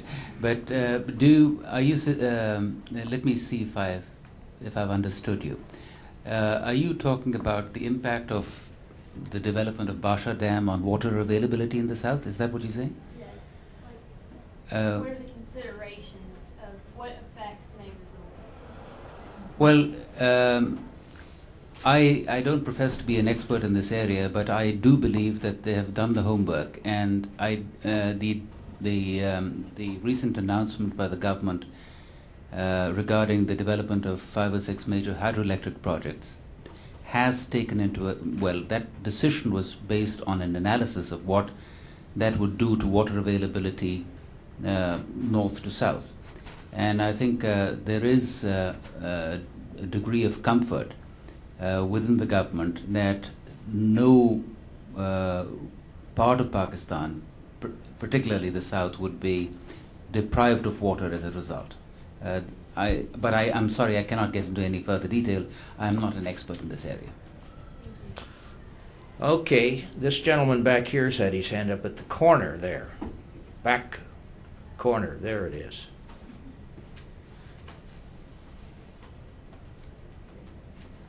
Thank you very much. A lot of the discussions today have rested on and promoted the viability of the private sector in Pakistan being a source of power, especially for Pakistan. And Paul Simons, you mentioned very briefly contract security as being an issue. And so I was wondering what the U.S. government or the World Bank could do for an American investor when Pakistan changes the rules of doing business there. For example, this last spring, Suez Southern, which is the state distributor of gas, changed the gas concession in violation of that gas concession. And that revision caused an acquisition of a large gas power project to collapse. So what can the American government do or the World Bank do to make sure that Pakistan follows the rules? That's yours. Not much. Well, I think one of the issues we are pursuing with the government of Pakistan is a bilateral investment treaty, and that does provide for certain provisions for arbitration in the cases of certain types of contract breach. So that would be one issue that we're taking a look at. But quite frankly, I mean, the issue of contract sanctity is really something that governments have to believe in and have to understand that they pay a price for not going that route in terms of future flows. And so it's something we can mention in our dialogues, but ultimately, the host government's got to understand that this is something that's in their interest, and they've got to establish a track record, and that's sort of, I think that's the only really good way to address the issue. So World Bank want to add anything to that? I'm not sure we have much more than dialogue as well, and persuasion and argument. We do have actually an instrument as well. We do offer guarantees to the private sector for certain undertakings by the government, and that is in a number of cases that has been taken by the private sector as part of structuring projects, where if there is a perceived risk by the private sector that the government may actually intervene during the lifetime of the project or during a certain period of project operation in a way which would adversely affect the interests of the investors, that the bank actually has an instrument. So it's a one specific way that the bank promotes investments, private investments in Pakistan as well as in any other country. There are a lot of institutions in Pakistan that remain weak and need to be built, and that's primarily the job of the government of Pakistan, although I think other governments can urge them to do it. One of these institutions is the judiciary, because a judiciary should be available for recourse in contract disputes. But my experience in Pakistan in my 3 years there was that the judiciary was very unreliable. Oh yeah, Mukhtar, you want to say again? No, I just want to. I want to call on this guy in the green shirt, but you talk first. We have. I just want to say something regarding the question that was asked. I don't think the example that was given regarding inconsistency of government policy was perhaps quite accurate. Sui Southern Gas is not involved in awarding any concessions. Sui Southern Gas is only a gas transmission and distribution company. It is not involved in any upstream activity at all. I'm not sure what exactly you had in mind. I totally agree with you on the need to ensure consistency in government policy. That goes without saying. But I think the example was perhaps not spot on. Okay. The lady behind. The guy in the green shirt had his I think that's green. It is. Thank you. Yes, it's green indeed. It's Chris Baltimore with the Reuters News Agency. Question for Mr. Simons. You mentioned that the State Department thinks that the Turkmenistan natural gas option is worth exploring. Earlier today, Mr. Ahmed spoke about natural gas import pipelines and said that Pakistan's also pursuing its project with Iran, and I just wanted to give you a chance to comment on what the United States thinks about that. Well, we've discussed this with the government of Pakistan at some length, and I think the government of Pakistan is well aware of the fact that we're not in favor of Pakistan moving ahead with this pipeline to Iran. We think we have had long-standing concerns about any kinds of projects that contribute to the development of the petroleum sector in Iran or gas sector. We have long-standing policy and legal concerns about these kinds of projects.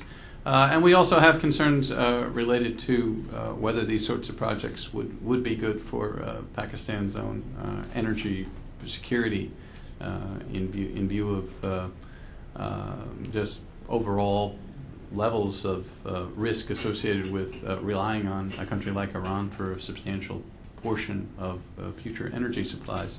As part of the reason I mentioned LNG, you can really accomplish risk diversification more effectively there. So we have a number of concerns with the Iran pipeline. The gentleman here, he's had his hand up for a while. Oh, yeah, okay. Nasser Khilji again with the Energy Information Administration. I'm harkening back to one of the speakers, the private sector person, talking about the progress of the private sector. You have to keep in mind that oil prices these days are about $70. Keeping that in mind, and you were saying that there have been some plays in Pakistan. So at $70, if there have been some plays, I do not really think that Pakistan will ever have the potential to really have enough oil resources. Okay, let's be very frank about it. Similarly, there may be some play for coal, but remember it's all economics. If the price is right, you know, America can be independent of oil. It can be independent of oil if the price is right. We have coal bed methane. If you think about Canada, they have more oil sand deposits than Saudi Arabia has, but the price is not right. So given that frame of mind, I think we should be very careful when former finance ministers talk about the energy sector becoming a driver in Pakistan. Okay? Given the potential of the oil sector, given the electrical problems that you already have, the generation capacities, given the problems with natural gas, I would recommend, I think, planners, first of all, to conserve on what they have, electricity waste, focus more on that. Every time you save 10%, you are increasing generation by 10%. You have to keep in mind, given the resources that you have. Okay? So I think that has to be kept in mind.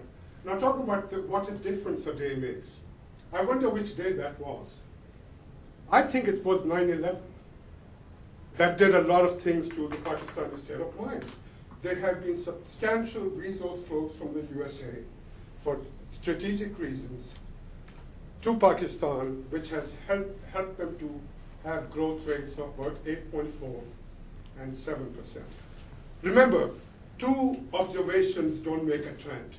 I have looked at the Pakistani growth history over the last 50 years. 8.4 and 7 are not usual. They are very unusual. Starting from a zero base, growing to 1 is actually infinite amount. So keep that in mind also.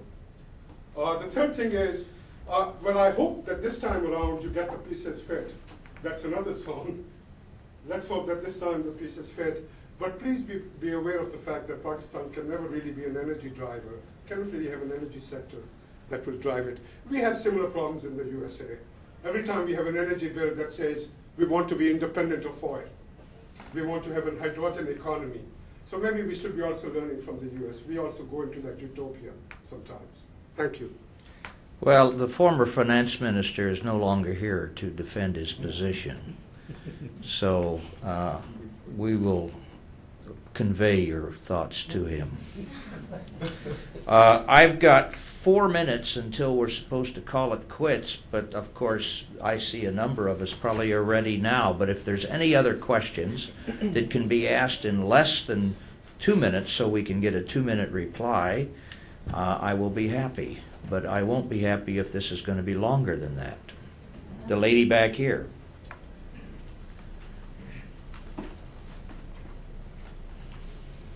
Okay, I'm going to try to keep this short.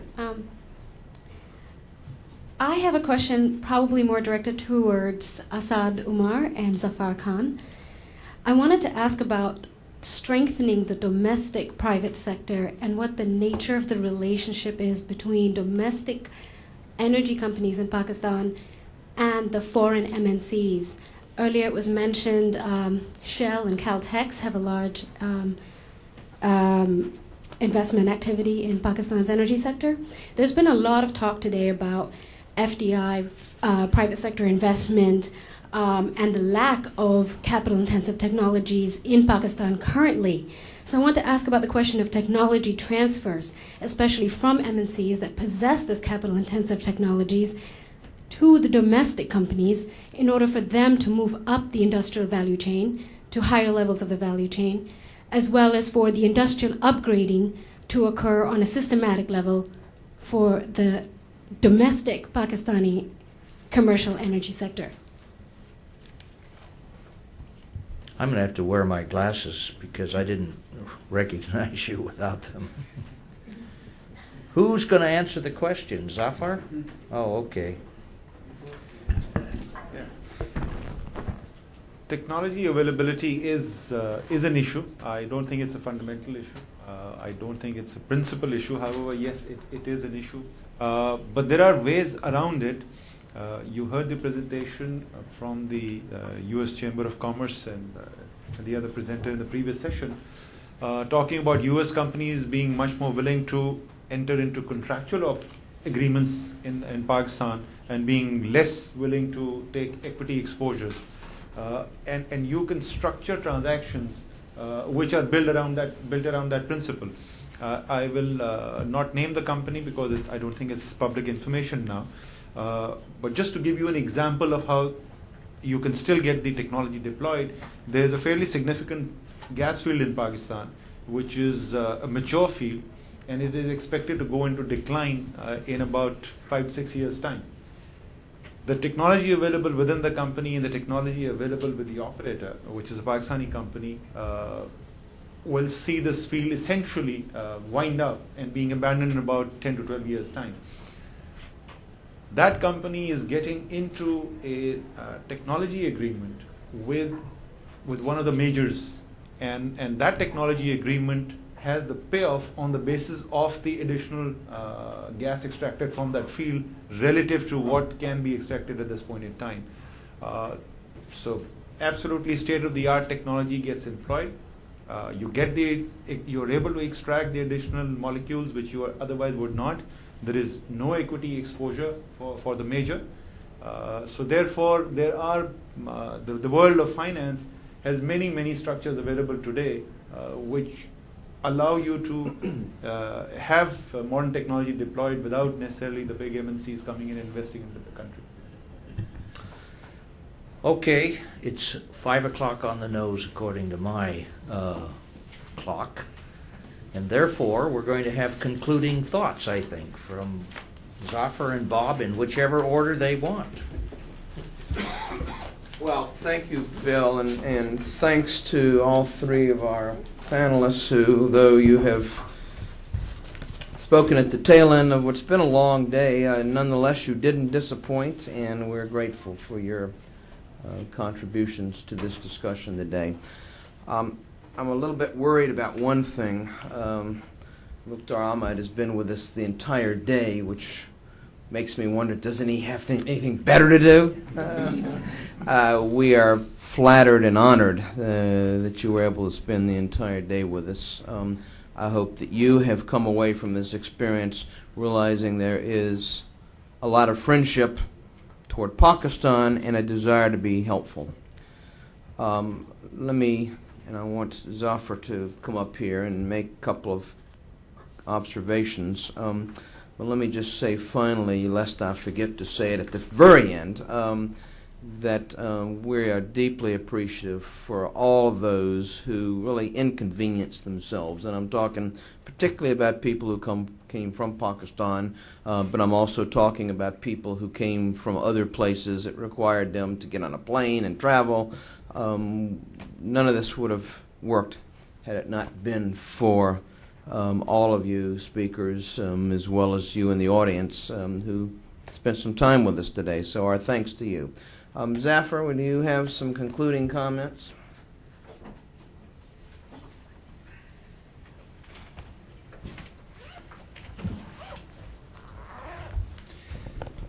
Just a few points, because I know it's been a long day, and I guess I'll just talk about one or two macro kind of takeaways from this session that we've had. These are takeaways for myself as well, because I just knew some elements of this whole conference. I think what I heard, and I hope you all will agree with me, that Pakistan has actually, by virtue of its location and some natural endowments, quite a number of options for its future energy. And I just was trying to count broad categories, and I could count at least 13, lucky 13. I'm sure there are many more the options, whether it's related with hydel or nuclear or gas pipelines, solar, wind, and on all of these. Just for example, solar. I mean, the part of Pakistan we come from, we hardly have any rain. You have sunshine every day, ample sunshine. So, and similarly the wind corridors and so on. So lots of opportunities, and all of these options, frankly, there is technology, and technically they're all doable. I guess the question is commercial and, in some cases for Pakistan, political feasibility of these options. And those are the ones that we need to work. Now, the commercial ones, I guess there are techniques, and it's got its own subset of considerations. But the political ones are things that Pakistan has to work itself. And we heard about the disparity in the resources, going back to the source from where these raw materials are emanating and being able to make sure that the benefits reach out there, those kinds of things. I just want to make one other point, and that is, we talked about Pakistan's population and the fact that, we've got a large segment of our population is very young. And, it's a great challenge for the country to be able to find jobs for these people. And for us to find jobs for these people, we need to grow. For us to grow, we need energy. And it basically really just says, if there are no jobs for a vast segment of the population, then you're not going to have political stability. So it all sort of connects, links up, and that is why I guess this conference, the importance of this conference. And I would say that all those who are friends of Pakistan, and we are fortunate to have many in this room and otherwise around the world, we just hope that we do things sensibly, but there are no obstacles put in our way to progress what are some natural ways for us to pursue our energy security. And that would be really my message there. And this whole strategy of having a diversified mix, I think just obviously makes very eminent sense. It's been a long day. I'd just like to leave it at that. For me personally, it's been a great pleasure, and I learned something considerable at today's meeting. Thank you very much.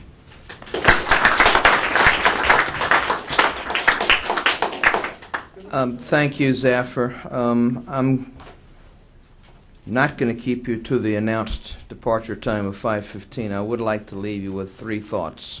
Number one, I think there's a great deal to be optimistic about. We're not, in fact, talking about finding a cure for cancer. We know what needs to be done. It seems to me there's been a wide consensus, at least in the broad outlines, today. We know what needs to be done. It's just a question of doing it. Number two, I heard over and over again today the importance of long-term vision, the importance of a national commitment and a national consensus among Pakistan's political elite, business and economic elite, between consumers as well as producers or suppliers, between the private sector and the public sector. There needs to be a national commitment, and there needs to be the political will to follow up on that commitment. I was reminded of John Kennedy's pledge in 1961 that by the end of the decade we would have a man on the moon. I would suggest that Pakistan needs to make the same sort of commitment to achieving energy security, and that if you make that commitment, there's no reason why you can't achieve it. It won't be easy. It wasn't easy to get a man on the moon, but it was doable. And it strikes me that with sufficient commitment and sufficient political will, Pakistan could go a great distance in, even by the end of the decade, achieving energy stability. My final point, and here I also want to interject a note of optimism. Pakistan's friends around the world, including in this country, but not just in this country, believe that it is in their own national interests to see Pakistan succeed in its quest for energy security. At the end of the day, of course, Pakistanis must decide for themselves to get serious about solving their energy problems. But having made that decision, then they'll find that the outside world, both the private sector and the public sector, can and will help. Now here I have to interject one bit of disappointment in parts of the U.S. government, and not the parts of the U.S. government represented by Paul Simons. The administration I think, has been awfully slow in following up on the pledges President Bush made in Islamabad last March. Worse yet, there's some reason to believe that not everybody in the Bush administration, not everybody senior in the Bush administration, has fully bought in to the President's pledges about working with Pakistan to be helpful. So I would just end my remarks and end this conference by urging those in positions of responsibility within the U.S. government to recognize that we're not talking about simply being generous or extending aid to friends, but that it's very much in our own interest that Pakistan gets its energy house in order. And I would hope that those who have an in with President Bush, and I don't, I confess, would urge him to make sure that his administration is fully committed to following through on the promises that he made to the Pakistani people as well as the Pakistani government earlier this year. So on that note, again, my thanks to all of you. I'm impressed on a Friday in the summer to see how many people are still here after 5 o'clock, and I declare this conference adjourned.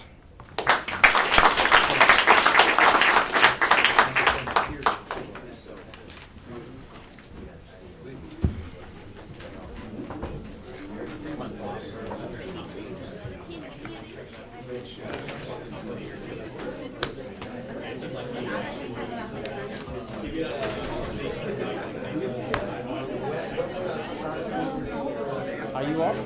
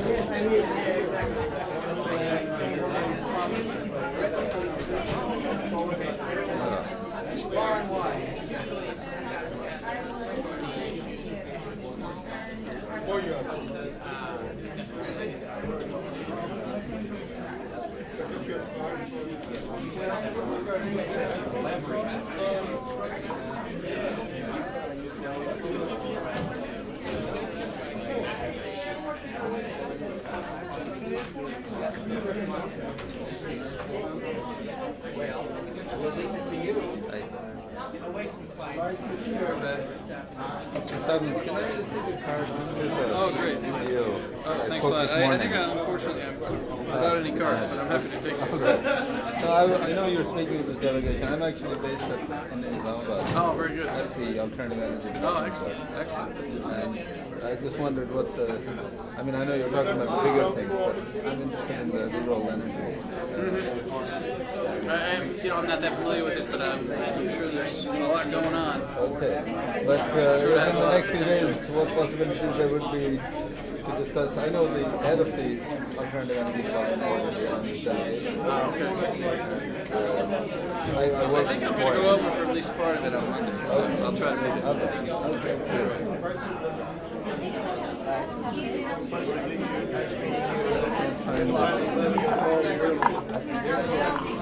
I figured you'd show up.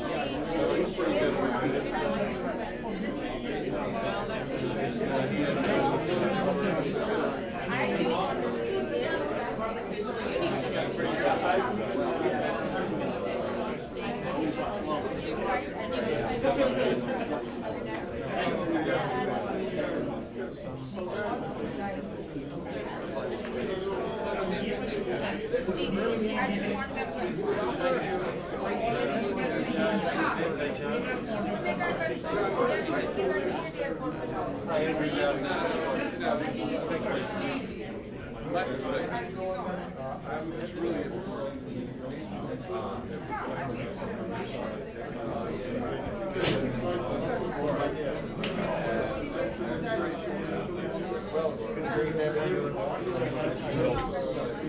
not yet. I'm still working on it. I've got 2 or 3 teachers telling me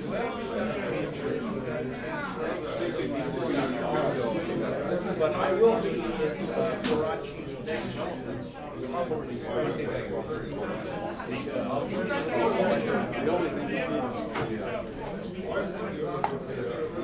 take care of yourself. Thank you. Thanks for your remarks. We need to get the else in case. Yeah, what time is your train is at 7. Oh, yeah, I knew that. Yeah, I took it. As soon as you're ready, everything else is in your bag, let me know when I'll go. Yeah, I'm about ready. Okay. You can just No, thanks for having us here. I think this is good. Take care of yourself. I'll see you in the car. I'm sorry, I missed part of Hey, look. I'm quite sure. Absolutely. That's why you guys get paid the big bucks.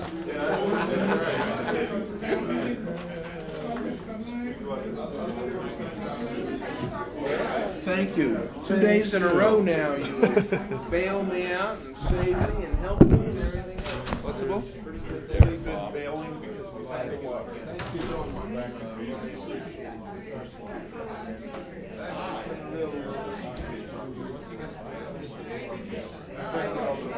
Yeah. We're delighted. We'll be in touch, obviously.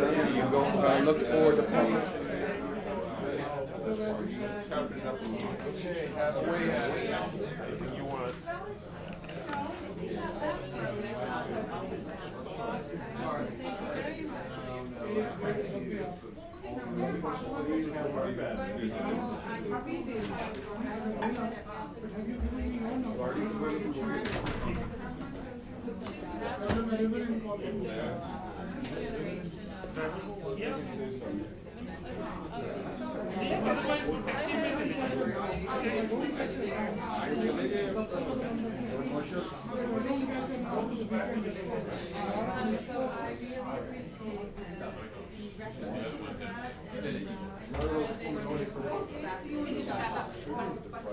Earlier, Bamika wouldn't have let me not do it. Now, she didn't have to persuade me. It was easy. But nonetheless, it always helps. It's nice to have.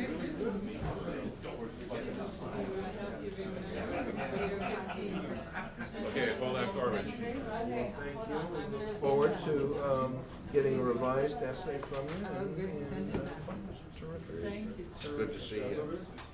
Bob, please, look. I'm old enough without people reminding me how old I am. Excellent conference. Thank you. I mean, it's reflective of the fact that I have to stay up to help me do this. Okay, we'll be. I tell my wife every once in a while we'll take You it. can't Halfway's okay. No. He's here to sit probably but I rely heavily on him. It's an old friend. Thank you. I know. Good seeing you. Keep on working together. Thank you all for your help. As you all know, I rely heavily on you guys. Certainly Probably you can. send you too many emails. Appreciate all that. Thank you, sir.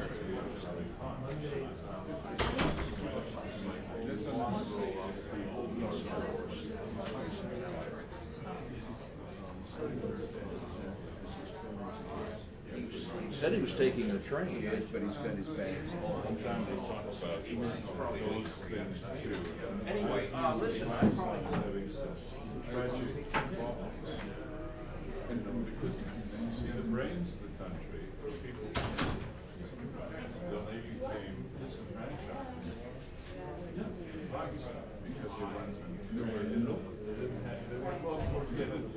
stand for an election in Punjab and win. And that's a very difficult thing to try to deal with.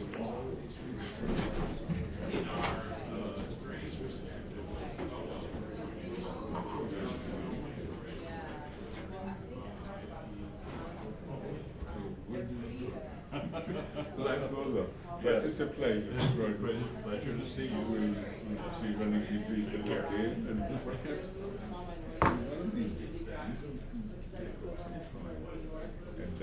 just, you know,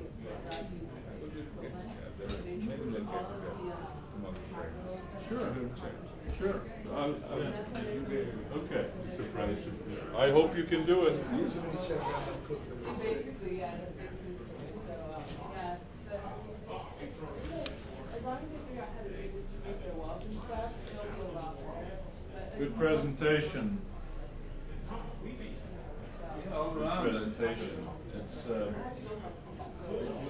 Bikash. Bikash. Thank you. I think the thunder was still on the big investments, but I think it's good to have. No, you added, you know, this cross-cutting perspective and actually micro energy distribution issues where people can, to some degree, establish ownership without, you know, the system makes it available in terms of microcredit and things like that. Where they can take charge. I'm going to get some paper towels. I certainly believe it. Yeah. Can I have your card? Who are you? Sure. I didn't. You're asking some very smart questions there. I was Oh, you mean I listening kept the because mic pretty on new. when that's exactly, that's important. No. Because it's such a bummer when, you know, when the mic is off and they speak into it. Hello. Like a card in the sense of when it was printed. So the email is actually on the back. Okay. I'm a So, consultant. what this means, I mean, because I've never listened these to days it. is on my husband. Is somebody actually. go to the computer? Yeah. Verizon does that. Polar. Yeah. It's a shortening of the business. Oh, okay. All right. That's not doing And anything. then tomorrow, I was born in India. Oh, okay. Yeah, but eventually. But I have worked. It's like it goes in the archives professionally. For example, let's say, was my event on, I can't forget, 96 party June 14th. It's on the schedule. But it's not webcast. Since India's, detonation But it has to be of web. nuclear Yeah. device. And we can always do audio. That gave me audio cortex to shift. The problem is getting visas. You know, how does an academic get visas to study national security in India, Pakistan? You know, so I Sounds like a nightmare. I hope you have another job on the side. Right. So I sidestepped that by studying urban politics. There you go. When I had established enough of a reputation that I didn't need the visa for study, then I should have But I've also been part of the U.S.-Soviet negotiations on the strategic arms reduction. And so, you know, I have this. Not on the nuclear stuff. But also. Yeah, strategic arms reduction it's nuclear. I mean, ICBMs, submarine launched ballistic missiles, cruise missiles. Hey Mark, Yeah. are we supposed to chunk the Actually plastic forced coffee cups off? reductions as long as both sides Plastic honored cups, that, which they did. the regular, yeah. I That's, thought that's, that I Those have are so different cool. I've never areas seen in them which I have deeply I've never involved, seen, but like, nuclear is plastic one, coffee You've never seen plastic coffee cup. intersection. Is that something And that to some degree, in short because supply I in the dealt house? with nuclear, I also dealt with energy for a time. I had cool. never been out of the energy issues as Have well. you ever dealt Nuclear with energy. John Holdren? Oh, yeah. Okay, Yeah. you want My professor at one Burki. sentence I don't know him solution well, for all of this? Yeah, he No, was, he runs one of his gas early lines. interests was this nuclear proliferation and some issues. From the energy consuming so much. Now he is. He started out. He started the Berkeley program. Yeah, I take public transportation. SUV. 98, 99, finally left. Great to meet I'm sort you. of part of that Okay. community. It's not as well known as here. Who is the number one consumer of oil and gas? US. Well, it's always been. Appreciate your presentation. Who is the number one increase over the last 10 years? That's so true. If we use less, there'd Right. be more for everybody else. Of course. And it wouldn't be. But we don't want to use less, that's the problem. No, we want the best of both it- worlds. We have a constant, the Second Amendment guarantees guns. Guns need energy to fire the bullets. Yes. Especially in Texas. Wow, big. Hey, I love Texas. But aren't people just a little bit too gun happy? Or are they responsible? Who, in Texas? Yeah. Well, I don't know. I think that in Texas, especially since we have like one of the best public education systems in all the states. Yeah, but most of it is free, right? It's Right, oil. right, but like, Terrific. you think it'd be a lot better educated and like, but actually it's just, it's ignorance. And ignorance is the main cause of any type of problem, like from economics. Yeah, in other words, if you were responsible for guns. Right, like I didn't hear anyone once bring up the fact like educate the kids. You know, they don't care. Like they talk about the young generation, the youth and stuff. They don't care. Like I mean, it's just. There's a real. You remember the Know Nothing Party of the 1800s? Oh yeah. Oh totally. Dude, It's where not did I dead. hear? Where did I hear that about them? Recently. Yeah, I somebody. think in the Australian. The event. Australian guy. Yeah. Yeah. Look at that. I remember. Good. That's why I heard about that. I mean, you know, they jogged my memory. Right. Okay, now the glasses go to the cafeteria. So what are we gonna do? We're gonna take this stuff up and. Well, we're on the 5th floor. Yeah. Right. I'll help you. Let's just. I think that's it. Boy, it's good. Yeah. And what about the coaster? Then we'll have you back. I believe so. Here. The thing is, the sad thing is, the things start to slow down. Yeah, like June, July. Oh, and that white, July, that cup right there next to all by the this end of stuff. July, it's like, Well, we did it in August. So it can happen at all. Right. So. If I leave my stuff here, I'll be right back. Another place on. No, I mean, we're all secure. Actually, you want me to take it down? Can you please? I really appreciate it. Okay, yes. Put it And right actually, I have to grab those, the name. The name thingies? I'll bring them down. No problem. Another highly successful something or other. Friday. Friday. Did somebody leave their computer or their? That's our computer. Oh, that's yours? The Would you like canvas, the black canvas bag? We'll sell it to you. It looks neat. It's Sony, it's a brand new Sony. How about you one for it? It's a Vega? Huh? It's a Bio. A Bio? Uh-oh. And it actually. Somebody put, What happened? could I ask you for a big favor? Under there. Could you dump it in the garbage? I got it, man. Okay, thank you. Is it my hand? No problem, no problem. And, Hey, for every, when yeah, you think at it's the the end, glass. when you think it's the end and you've gotten everything, there's always a couple more things. Water right there. Yeah, that's fresh. We would leave it. And the glass, it's a glass. Tell Aisha when she comes back to take it out. She missed that one. That's her. Oh, they've been working hard. Okay.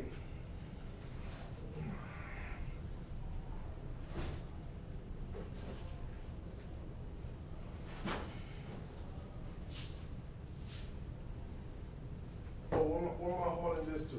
What's that? Is this going back to the storage room?